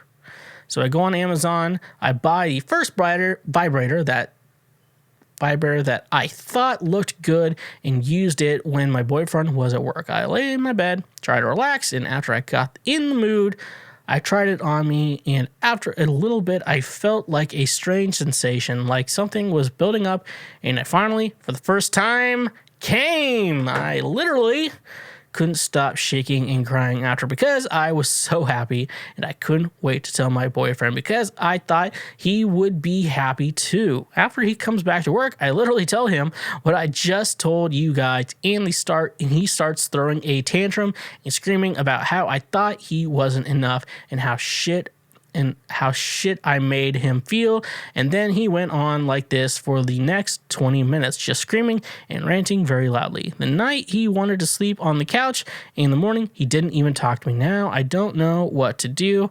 Any ideas on how to fix this? I need your help. So here's the situation I have for you. So with men, there is this idea of being able to satisfy your woman. And that's why we all talk about wanting a big dick ideas all the time. I'm having a big dick, it's we think, because according to porn, big dicks are the only thing that are ever going to be able to satisfy a woman. And so it just makes us all self-conscious, and we have to hold that in and not be shitty about that. So this idea that you're not able to get off without a vibrator that's just ruining his self-esteem, and that's why he's mad, because he's probably a knucklehead and does not know any other way to react other than that. But I'm here, and I am here to realize I'm someone who takes a lot of antidepressants, and that helps a lot in the bedroom. Sometimes, as long as you're aroused, as long as you're boing, can be a little bit helpful. But the thing is, though, there's some women that take a long time, some women very quick, not that hard to get them going, and shit like that. So mainly he's self-conscious about this situation where he can't satisfy you. It just makes him feel like less of a man. It's this primal instinct. We have to satisfy women. And, since I take a lot of... like I said, I just had this conversation with TJ. A king, she'll last longer than 30 seconds. I'm like, bitch, I take a lot of antidepressants. More likely that she won't let me finish. So yeah, I think his just feelings are hurt. He feels like he should be enough for you, and you need extra assistance on your end. So the only thing I can say, maybe a vibrating cock ring. Do not buy the cheap $10 one that I bought for Austin Doyle for his wedding, because he said it didn't work very well, and then his wife said they threw it away. So I know which one is lying to me, which is a very good situation. I know which one was lying to me and which one was honest. And they tried it out, and they lied to me about not using it. So I hope they had a fight about that, because that is a non-divorce fight that is caused by me and is funny to me. So, yeah, so your boyfriend is just having his feelings hurt, and you have to make him feel valued and appreciated. So, maybe don't mention that, hey, you've never made me orgasm, but this vibrator did. Yeah, he's probably going to have his feelings hurt. Just look at it from that side. All right, next question. I don't know anything about talking to women. All right. I'm here to help you, bud. So I'm 19, a virgin, and I've never had a girlfriend. I'm really awful at talking to women and meeting them, since I just tend to get nervous before I speak to them and just end up chickening out and not talking to them. This means that at this point, whilst most guys have female friends, dated, had sex, etc., I've done none of that. I don't have any female friends and haven't since I was 11. I fear now that I'm just falling behind everyone else, and it will get to the point where no girl would want to date me because I've never had a girlfriend, or because I'm a virgin or anything, is seeing it as a major red flag. This has, in turn, made me desperate and more afraid to try anything, since I've been badly hurt in the past and still get reminded of it. I did once manage to kiss a girl, but that was only because she took complete control, and even then, I was terrified and ended up telling her to stay away and not date me. Even if I did somehow manage to get a girlfriend, I have no idea what you're supposed to do, and most likely she would get bored of me quickly and find a better guy. I'm not sure what to do. Okay, buddy, you gotta build up your self-esteem a little bit, bud. I think I had this really bad lip infection a couple of years ago, and like I gained a ton of weight, and that like ruined all my self-esteem. But then I decided to try to work on my own self-esteem. I have a lot of bad self-esteem problems, so I'll tell you there. Women are not attracted to guys who talk shit on themselves, so stop talking shit about yourself. Keep that inside. You be the shit. I don't think there's anything wrong. You're 19 years old. I'm 27, and I think you're fine. You're gonna be fine. This idea of losing your virginity, I feel like we put such a idolization on like losing your virginity, which I just think is so fucking stupid. And I feel like we put ideas on like when you lose your virginity, and then how many partners have you had, and then like once you're married, it's like how many partners you had before you get married. Like we put an idea on that. So I mean, like in my mind, like I don't believe anyone. I'm never gonna ask anyone how many partners have you had. And I just don't think that's important. Or when did you lose your virginity? I don't think those are important questions. We idolize like this idea of losing your virginity so much. It's just so fucking stupid. It's literally just, we put so much, like I feel like sex is a good thing, but we put so much emphasis on like having sex the first time, how many partners we've had. Like it's not a big deal how many partners we have. I will never tell anyone how many partners I've had. I'm not married yet, so I'm probably gonna have more, hopefully. Fingers crossed, people. And I don't think we should be treating it like that. I have not kept count, and I don't think it's important. I don't think I remember when I first lost it, but I've drank so much, and I'm so mentally ill until I've been on this current medication that's like, yeah, I probably couldn't tell you. But honestly, though, if you think it's a red flag being a virgin, obviously this idea of losing your virginity for the first time is a bit weird. It's not a red flag, but it's weird. Because like for me, like I don't want to be with a virgin in my mind. It's just because that's a lot of pressure because like we've idolized this idea of like your first time having sex is so important, which part of it is, and then the majority of it isn't. It's so much about sex. we've ruined at least in the United States, I don't know where you're from, we've ruined sex in the United States. We've like idolized this idea of like your virginity, who your virginity to. And like most people, like whoever they lost their virginity to is probably some dumbass who's working at some dumbass place and lives in some dumbass town and shit like that. So, yeah, bud, you're 19. Don't be fucking worried about your virginity. Best suggestion, just fucking lose it to whoever the fuck you want. Figure out someone who'd have sex with you, have sex with them. May have to lower your standards. Just get it out of the way, honestly. It's like your virginity. If you want to lose your virginity, do it. Don't. It's not that fucking big of a deal. We just fucking ruin everything in our lives for the hell of it. Anyways, bud, work on your self-esteem. Realize that being a virgin and sex, it's important in a relationship, but having had sex, like sex itself is not a big deal. There's two types of sex. There's just fun sex. And then if you've listened to my EP, Ride or Die, out on all streaming platforms, I go over this idea of fairy tale lovers in the sheets, which a couple people ask me about. I tell them, I just honestly tell them, like, that's sex when you actually like the person. Because there's sex when you don't like them, and there's sex when you do like them. And obviously there's sex where it's like, there's sex when you like the person, and there's sex when you don't like the person, and you just want a nut. So that's the idea there. What kind of sex do you want? Because both kinds of sex is valid, but I like it when you love someone, but at the same time, just figure your shit out, bud. Don't feel ashamed of who you are. All right, let's go to the next one. Would it be weird if I asked my boyfriend to brush my hair again? Oh, this is weird, and I feel embarrassed because I'm kind of at a loss. Okay, so my hair has been getting long again thanks to the lockdown. Last time my hair was long was like freshman year of high school, like 5 years ago.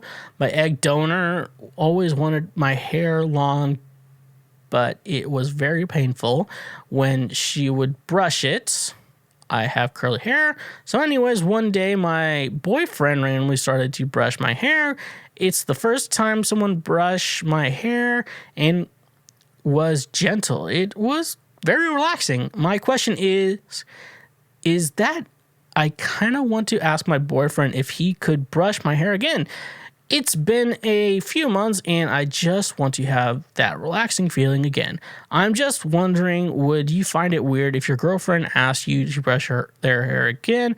Or how can I ask him if he could brush my hair? I am not really good at voicing what I would like. Thank you. Okay. So this is going to be a little bit different for a man to kind of understand. Obviously, you see I have some of the best hair ever. Because I put effort into how I look and shit like that, because I do a podcast on screen with other people. But what I will say, so on my end, I understand where you're coming from, because typically before COVID, I would get my hair washed when I got a haircut, mainly because I put a lot of products in, and it's just better, like, they wash it out before they cut it, because they're not cutting my hair with product in it is different than without. So I get your point, and I love fucking getting my hair washed because they like basically massage it's basically almost like a head massage when you get it washed, and it feels really good. And basically I've been keeping the side shorts mainly because women like touching the sides of it, and it feels really nice. There's like a part of your head that's just like, there's like a comfort zone when someone touches it and brushes it and stuff like that. That's why like dogs like getting pet, because that's basically their whole body. And then they get mad when you stop petting them. Like, what the fuck are you doing right now? You fucking stop that, bitch. I'm a fucking dog. You need to worship me. That's why dogs love getting pet so much. So like, we have to realize humans also enjoy getting pet too. It's not a weird thing. This idea that we like getting our heads touched, it's just a very comforting thing. I don't think, okay, so the bringing it up is going to be a little bit weird, but at the same time, it's going to be a little bit weird. But if that's your weird kink, you know how many fucking guys like will want you to dissolve the dead skin off your feet and mail it to them. You know how many guys buy used panties and socks off women? If this is like your kink, this is not a big deal. Your boyfriend brushes your hair. It's like, it's this idea. So with Dr. Drew and his wife, cannot remember her name at the moment. Susan Pinsky. That's her name. Drew Pinsky and Susan Pinsky. Basically, Dr. Drew fucks like every night of his entire life. Like he fucks all the time. It's like most guys are like, you know, I could have sex once a day and I'd be fine. Like that's like a manageable idea for most men. But he gets the half BJs where it's like it's like what porn is. Like you get a blowjob before sex and then as that, he has anal with his wife and shit like that. And like they fuck all the time apparently. So that's the idea. And apparently he gets a lot of blowjobs apparently from his wife, like half blowjobs. Like he still has to like finish in her. Well, no, he had prostate cancer, so his finishing is different than most people. But basically, then we also learned that he also rubs his wife's feet every day, like when she's done with the day and everything. Like he just like they'll sit on the couch and he'll just like rub her feet and they watch TV and shit like that. So I mean, with situations like that, it's like a little bit different. So you may have to be given back a little bit, if you know what I mean. To your man after he brushes your hair, like you feel comfortable, he's done it for a while, then you're gonna have to fuck his cock. You're gonna have to mouth fuck his cock. That's just all that's gonna be able to happen. But no, I feel like that's not like the weirdest kink to have. I would say like one of my weirdest ideas I've ever had was like, all right, look, I want to get a blowjob, but then I also want to get my hair washed. So I mean, like that's not a weird. I mean, it's different, but also like you have to get two consenting people involved with it, which is kind of weird. But no, you're fine. Just be like, hey, you know that one time you brushed my hair? I really like that, and if you do a good job, I will suck your dick. And that is the best thing. Sorry, Josh, if you're listening. Josh is also the author of Tracking Desire, A Journey After Swallow-Tailed Kites. Go check it out on Amazon. I think if you get Kindle Unlimited, you get a copy of it, I believe. Okay, so I'm going to move on from sucking dick after you getting hair brushed. Okay. My girlfriend won't let me watch porn. All right, we got a good one here. She made me promise her I wouldn't watch any porn. It's not like she caught me watching it and I wasn't an addict or anything. She just said that the thought of me watching it makes her uncomfortable, which I get. At first, she said we could have sex as much as possible, so I wouldn't be tempted to watch it. It was great for the first week. We had sex every night, and she initiated a lot. That was months ago, and now we are back to a schedule of having sex maybe a couple times a week on her terms. She won't initiate sex and doesn't seem interested. I watch porn to get off every now and then I lie to her and tell her I haven't been watching at all since I promised her I didn't care what to do. So there's a couple situations I could see myself in if I were you. What I would say is, like I said, I've already mentioned on the show, for men, jizz is a poison, and we have to get it out of our body. It's a poison. We have to get it out of our body. So, I mean, obviously, in an ideal situation, on my mind, is the idea of, hey, I have a sexual partner, and anytime I want to have sex, she is okay with it. But obviously, that is not like a realistic situation that will happen in this world. Like a woman is not willing to have sex anytime you want to have sex for a man, because men just need a nut and go about their business. That's a big thing for men. We eat, we sleep, we nut, and everything else is kind of there in between. Unless you have anxiety like me, and things are a lot different. But with this idea, she doesn't want you watching porn. She's a little bit jealous. She probably has a weird jealousy that you prefer porn over her, is what I will say. So I think if there's a way to have a conversation, it's like, look, I need to nut. If we could, I want to like create like an educational program. Like, look, ladies, men need to nut. A good man will not guilt trip you into having sex so he has blue balls and shit like that. Like, I don't think blue balls exist. For all the ladies out there who do not know, blue balls do exist, but it is not an excuse for for you to have sex with a man. But also, at the same time, if a man has blue balls, it hurts like fucking hell, and he needs to nut. Nutting, men need to nut. So I feel like this idea of you need to talk with him, or you need to talk with your girlfriend. It's like, look, I have specific needs. I need to at least nut when I need to. Obviously, you need to tell her in this idea. It's like, look, I know me watching porn is bad, but in any case, I would say I prefer having sex with you over porn. If I had to make that decision, I had to have sex with you over porn. So in this ideal situation, the idea is, hey, honey, I'm really horny. Will you have sex with me? And then she says, I am not in the mood. And then you're like, okay, I'm going to go masturbate now. That would be a perfect ideal. She's okay with it. You're okay with it. Everything is fine. That's the ideal situation. You do have a healthy sex life and everything I'm seeing here from what it sounds like. But if she can understand that, like, hey, this is poison in my body, I have to get rid of it. If you don't want to help me, I'm just going to do it myself. And if like I say, if you're masturbating more than you're having sex, well, no, there's like a weird balance to it. It's so weird. There's no proper way to do it, like to explain it. But this idea of have a healthy sex life, but do not force her into having sex with you, just nut on your own. It's a weird situation. Everyone has to figure it out. But if she's not, like, say, like, look, I love you and I will always put sex with you over porn, but sometimes I need a nut. And if you're not willing, I'm just going to do it to this video of two step siblings doing it. That's fake. All right. Is 25 too old? Hi, I met this really sweet and cute guy, and we got along so well, but then he said he was 25. Is that too old? I really like him, though. And you said you're 18. As long as you're not in high school, that is okay.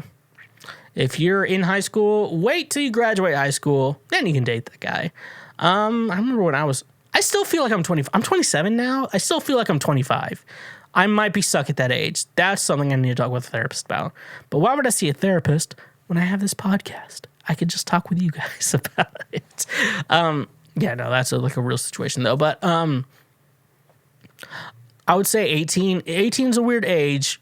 Legally, I think it's okay. And I would say if you like him and he's a good guy and you can just kind of like get the vibe that he's a good guy, it's okay. But make sure you're out of high school. I feel like, for me, I feel like 18-year-olds, I'm 27. So an 18-year-old is 9 years younger than me at this point, which I'm not in. No, that's weird. That's too weird to me. Like, because I grew up in Kansas, which is like this idea of like the world pausing itself on a certain decade, like the 70s, 80s, 90s, stuff like that. That's like the idea of Kansas. And so I try to get that through my music. But it's just like, if you don't know who My Chemical Romance is, you don't know who if you don't know the good Fall Out Boy songs, you don't know Paramore, like you don't know the music I'm into, like you don't understand that, like you don't understand, you've never heard of like a mix CD, like you're too young for me. 25 though, as long as you're out of high school, I think it's fine, and as long as he's a good guy. But if you're still in high school and you're 18, stay away from this guy. He's weird. Okay. I don't want to date anyone in high school, and I don't think you should date anyone out of high school. I mean, there's girls I would have dated out of high school, but I'm also a man, which is different. All right, next question. Girl that is really hard to understand needs advice. Okay. Like you really went on your research for this. All right.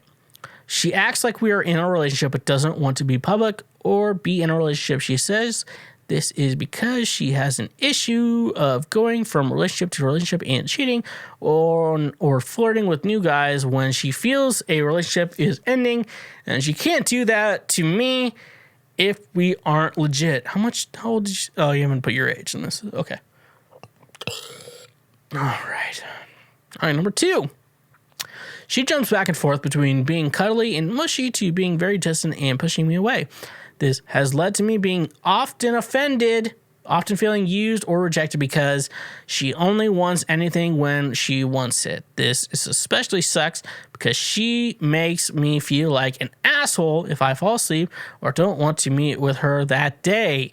It's like I only exist to her when she wants me around. At least that's how it makes me feel. Everyone listening to this already has an idea what I'm going to say. Whenever I bring up something she's done that's upset me, she makes it about her. This sucks because I can't bring up issues or how I'm feeling because she immediately makes it about her. When I try to break up with her, she makes me feel like an asshole and pulls me back in. I said, I just want to be friends because she didn't want to commit. And she said, you make me feel terrible because it's either all or nothing for you. I said, I want to break up because she ignores my feelings and she said, you make me feel like I'm a toxic, terrible person, and that's totally unfair because if you communicated better, I'd be more willing to listen. What should I do? How do I talk to her? Okay. So I really want to give you the right answer on this, so I'm going to go everything point from point and reread everything from what I'm doing. Just give me a second. Relationship was what doesn't want to be public or... Okay, so I'm going to go with point number 1. She doesn't want to be public about the relationship because she goes from guy to guy and cheats and shit like that. That's a red flag. You should be aware of that. She, like I say, on this show, we are all about ride or die. My EP that is out now on all the streaming services. So this is not a ride or die. If she's not willing to go full throttle for you, she is not worth your time. And she does not seem like she wants to be the one to commit to you. She wants you to be around for her when it's appropriate for her. It's like my song, Oof, that's on Ride or Die. She says words in a particular way. She doesn't like it when I want her to stay. She likes to come then leave my place because I'm lonely as hell and I got to move on. She doesn't look like she's a ride or die. So she's not fully ready to ride or die with you. All right. Next thing she jumps back and forth between being cuddly and mushy to being very distant and pushing me away. This has led to me being often used or rejected because she only wants anything when she wants it. This especially sucks because she makes me feel like an asshole if I fall asleep. Okay. So she's using you. So when she wants you, she wants you. But when she doesn't want you, she doesn't want you. Another red flag. We got 2 red flags up in here in this situation. And I'm acting probably like I'm better than you in this situation. I'm not. I've done all this shit. Everything I'm going to read here, I've done all of this shit. And I can't be acting like I'm a better person than you. So I want you to know I understand where you're coming from. Whenever I bring up something she's done that upsets me, she makes it about her. Yep, this sucks because I can't bring up issues or how I'm feeling because she immediately makes it about her. Yep, that's another red flag. So we're 3 for 3 right now on red flags. In relationship, there's how you feel, how she feels. There's obviously this idea of she's not meant to be your therapist, you're not meant to be her therapist idea. I will say that. But this idea that when you have a problem with her, she makes it a problem about you, is her defending her shitty ideals upon you. And you should not deal with that shit. 3 for 3 on red flags. All right, let's go to number 4 in the last section. When I try to break up with her, she makes me feel like an asshole and pulls me back. I said, I just want to be friends because she didn't want to commit. And she said, you make me feel terrible because it's either all or nothing. I said, I want to break up with her because she ignores my feelings and she got sad. You make me feel like I'm a toxic, terrible person. And that's totally unfair because if you communicate better, you would be more listening. Yeah, you don't want him to communicate better because you're a toxic fucking bitch. She is toxic. That's 4 for 4 on the Schweezy red flag scale. This bitch is all red flags and nothing else. So All I can say, dude. All right, I'm gonna go with I know there's like a reasonable answer I should give you. I'm gonna give you my answer. Use her for sex and nothing else. She is only useful for sex, and the emotional side of your life, she is not useful for. Do not confront or confide in her and any idea of a like emotional support, some more emotional baggage. Do not do anything emotional with her. She is only useful for sex and nothing else. This is a toxic human being who would probably not be good on this earth, but this is the type of woman who is only good for sex. For an actual relationship, she is not good. This is not a ride or die. This is what I wrote the entire first EP on. I have a person in my mind I can relate to that. Every single song, I can probably relate to her exactly. I understand the person. I feel like I wrote this. I honestly, I'll get to the point where I'll tell you, I feel like I could have wrote this. I could have wrote this message to me. She's only good for. So I'm going to tell you, do not get emotionally attached to this person. She is only good for sex. If you get the sex, you get the sex, and then you just be like, fuck you. Like, I don't give a shit about you. Because this is the type of person, she's only good for sex, gonna die alone, and deserves to die alone. Folks, she deserves to die alone. Because she is shit, toxic, and Britney Spears said, I'm addicted to you because you know that I'm toxic. But toxic people are not good, okay? You wouldn't eat rat poison. You wouldn't download a car. All right, here we go. We're going to move on. That was too personal for me. I forgot my boyfriend's birthday. That's rough, buddy. I remembered it 2 nights later. Y'all, I have never been so ashamed of myself. This is an unprecedented level of worst girlfriend ever for me. You said y'all, so you're one of my people. You're a Southerner. Which I used to live in the Midwest, and then I moved here, and I'm like, I'm going to say y'all now. I started saying y'all out of fucking nowhere. He said he's not upset because he knows how I handle stress, and his birthday was during a very intense week, but still this is fucked up, you know? We're long distance, I'm a student, so money is tight, and my free time is limited until my finals are over next Friday. I'll be seeing him then for 2 weeks. Guys, help me. How do I make this up to him? So I want to be honest with you. He probably doesn't care that you forgot it. I'm going to be honest. He probably does not care. Anyways, I know it sounds like you're a ride or die, obviously out on any streaming platform. So I want to help you. When you see him, give him a blowjob. That's all you need to do. Just be like, just put your hands on his pants. Just take it out on your own. And suck it dry, Mark. Just suck it dry. That's all you need to do. Just give him a blowjob. Men are simple creatures. I guarantee you he's really not that upset about it. Like, unless normal men are not upset about that shit. Men like me are very upset about that shit. And that's why I'm single, because I would get upset on something like that. So just give him a blowjob and he'll be better. Because blowjobs cure every fucking problem that has ever existed in the entire world for men. Women, not really, but for men. If you want to solve a problem for men in the world, just give them a blowjob. That's all you need to do. Next question. How can I make my boyfriend feel desired? I have been with my boyfriend for more than a year. It's an amazing relationship. We are really happy to be together and we love each other dearly. My boyfriend is wonderful. I love him so much. We have been in long distance relationship for 8 months and it is a bit hard to see each other, but we managed to do it.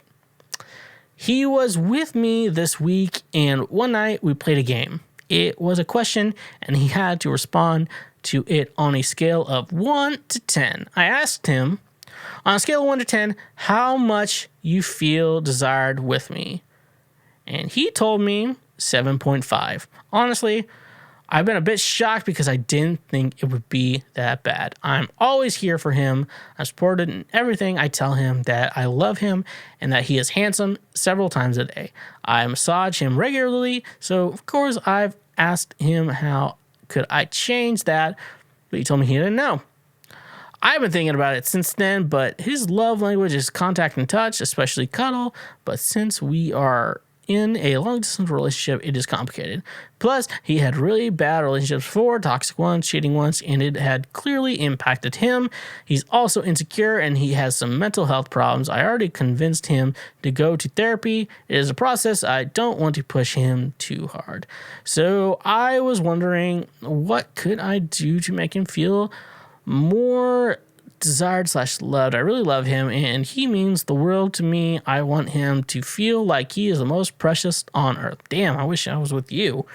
Damn, you're a ride or die. Out now on Spotify, Apple Music, everywhere else, you know. So I guess a couple things. Let me think, because this one I should have probably thought a little bit more beforehand on this one. But no, I feel like I get you. I understand you. You're a ride or die. He's probably in a weird spot too. 7.5 is not that bad of a score. I think the idea what he wants, he's probably the kind of guy who wants you to be obsessed with him. So you might have to do that. Maybe touch his penis out of context because you didn't mention anything like that. Just start grabbing it and being nice to him. You may have to fuck him because it'll be hard, and you don't want to give a guy your boyfriend blue balls.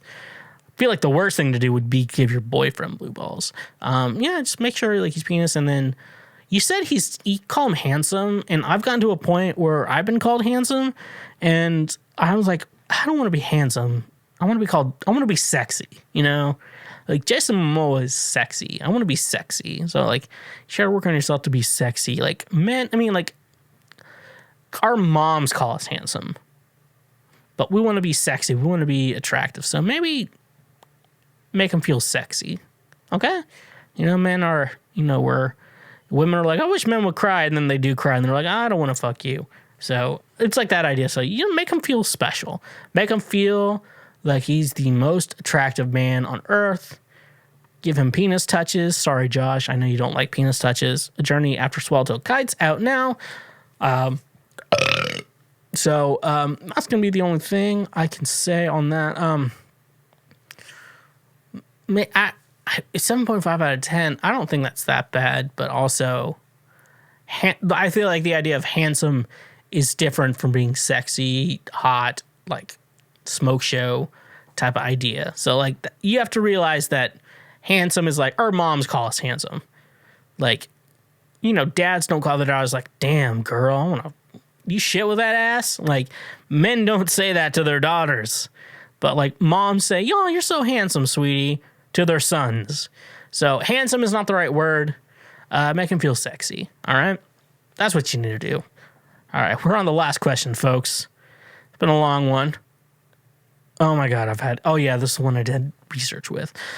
I had a threesome with two guys who I found out were brothers after we were done.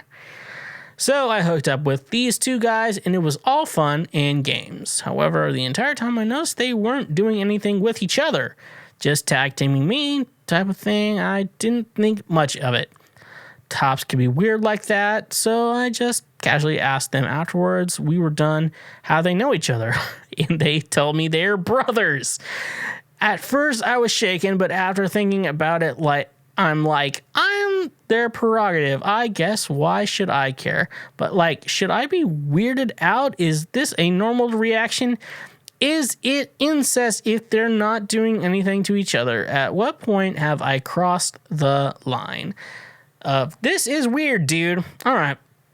I've had to talk to a couple of friends about this. This is like the one prepared moment I've done for the show. So I talked to Josh, obviously, author of Tracking Desire, A Journey After Swallowtail Kites. MJ Crispin, author of The Legend of the Seer. And I've also got a reaction from TJ Marr, musical artist of Ghost Town Remedy, released their new album, Dry Spell, out now on Spotify, wherever you get your music. And I think a couple record stores in Nashville, if you're in Nashville. I know Grimey's has it and a couple other ones. I don't know, and I'm not going to tell you because I don't remember it, and I'm not going to look it up. But the responses I've got was, yeah, doing a three-way with your brother is weird, but as long as they're not really doing anything with each other, it's technically not incest. Technically, in this situation, it's not incest because they're technically having sex with you and not with each other. So that's a thing. It's still a fucking weird situation that you were a part of. And the fact that you joined a threesome without knowing the people you're with kind of makes you a cool person. And you know what? I respect you. And I'm not going to shame you for whatever you did. But it's also kind of funny it was with two brothers, because that's just a fucking funny story to tell your friends. Like, yeah, so I was in a threesome. I got pounded in the mouth and I got pounded in the vagina, and turns out they were brothers. So yeah, because I can't imagine on like a three-way where I would earn the belt, it would be twins. There's a weird fantasy. I'm like, maybe that would be cool, but also at the same time, it's going to be fucking weird for them. Like, that'd be fucking weird. Because female threesomes from porn I've watched versus devil's three-ways are a lot different than I assume real life is. I have not earned the belt yet, so I can't speak on behalf of that. But all I can say is, yes, it's weird for them to do it, but don't feel ashamed of yourself. You didn't know, okay? But also, they should feel weird. And that's a fucking weird thing. We knew their names. We doxed them right now. So, nevertheless, we'll persist. Thank you for listening to this episode of Keps. I'm going to start that over. Thank you for listening to this episode of Cancel Schweezy. If you have any questions, comments, or concerns, you can email us at theshwedcast@gmail.com. You can always talk to me. And all my usernames are at the Schweezy, except for TikTok, where it's the Foreplay King. And, subscribe to this episode. Check out my music, Ride or Die, out now on all the streaming platforms. Where do you listen to music at? Think about that. And then go to that streaming platform, listen to Schweezy. Also, check out my episode I did with Drunk Church History with Josh Casey, Lucas Allen. Josh Casey is also the author of Track and Desire, A Journey After Swallow-Tailed Kites, out now wherever you get your books at. You can definitely easily read that. Like, subscribe to the YouTube channel, the Spotify channel, the Apple channel, all the other channels. I don't know where everyone fucking listens to podcasts at these days. Twitch, every Thursday I'll stream. Connect your Amazon Prime account. Connect the two accounts. Financially support the show with your free subscribe every month. And if you want to support the show even further, we're on Patreon. $5 a month gets you ad-free episodes of all my shows and is the best way to support me financially. So, nevertheless, I will persist in ending this show today. Take it easy. Let's go full throttle. And like always, stay awesome.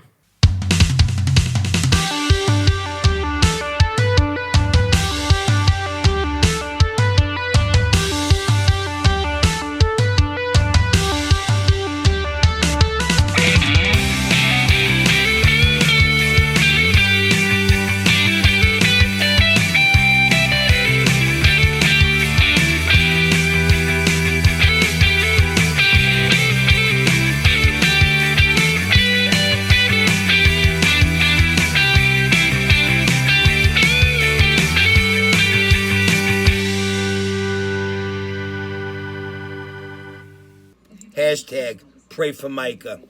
Hey, you just finished a full episode of the Schwedcast. I hope your brain cells don't hurt. If you want to support this show financially in the best way possible, go check us out on Patreon for $5 a month. You can get ad-free episodes of the Schwedcast and is the best way to personally support me and this channel.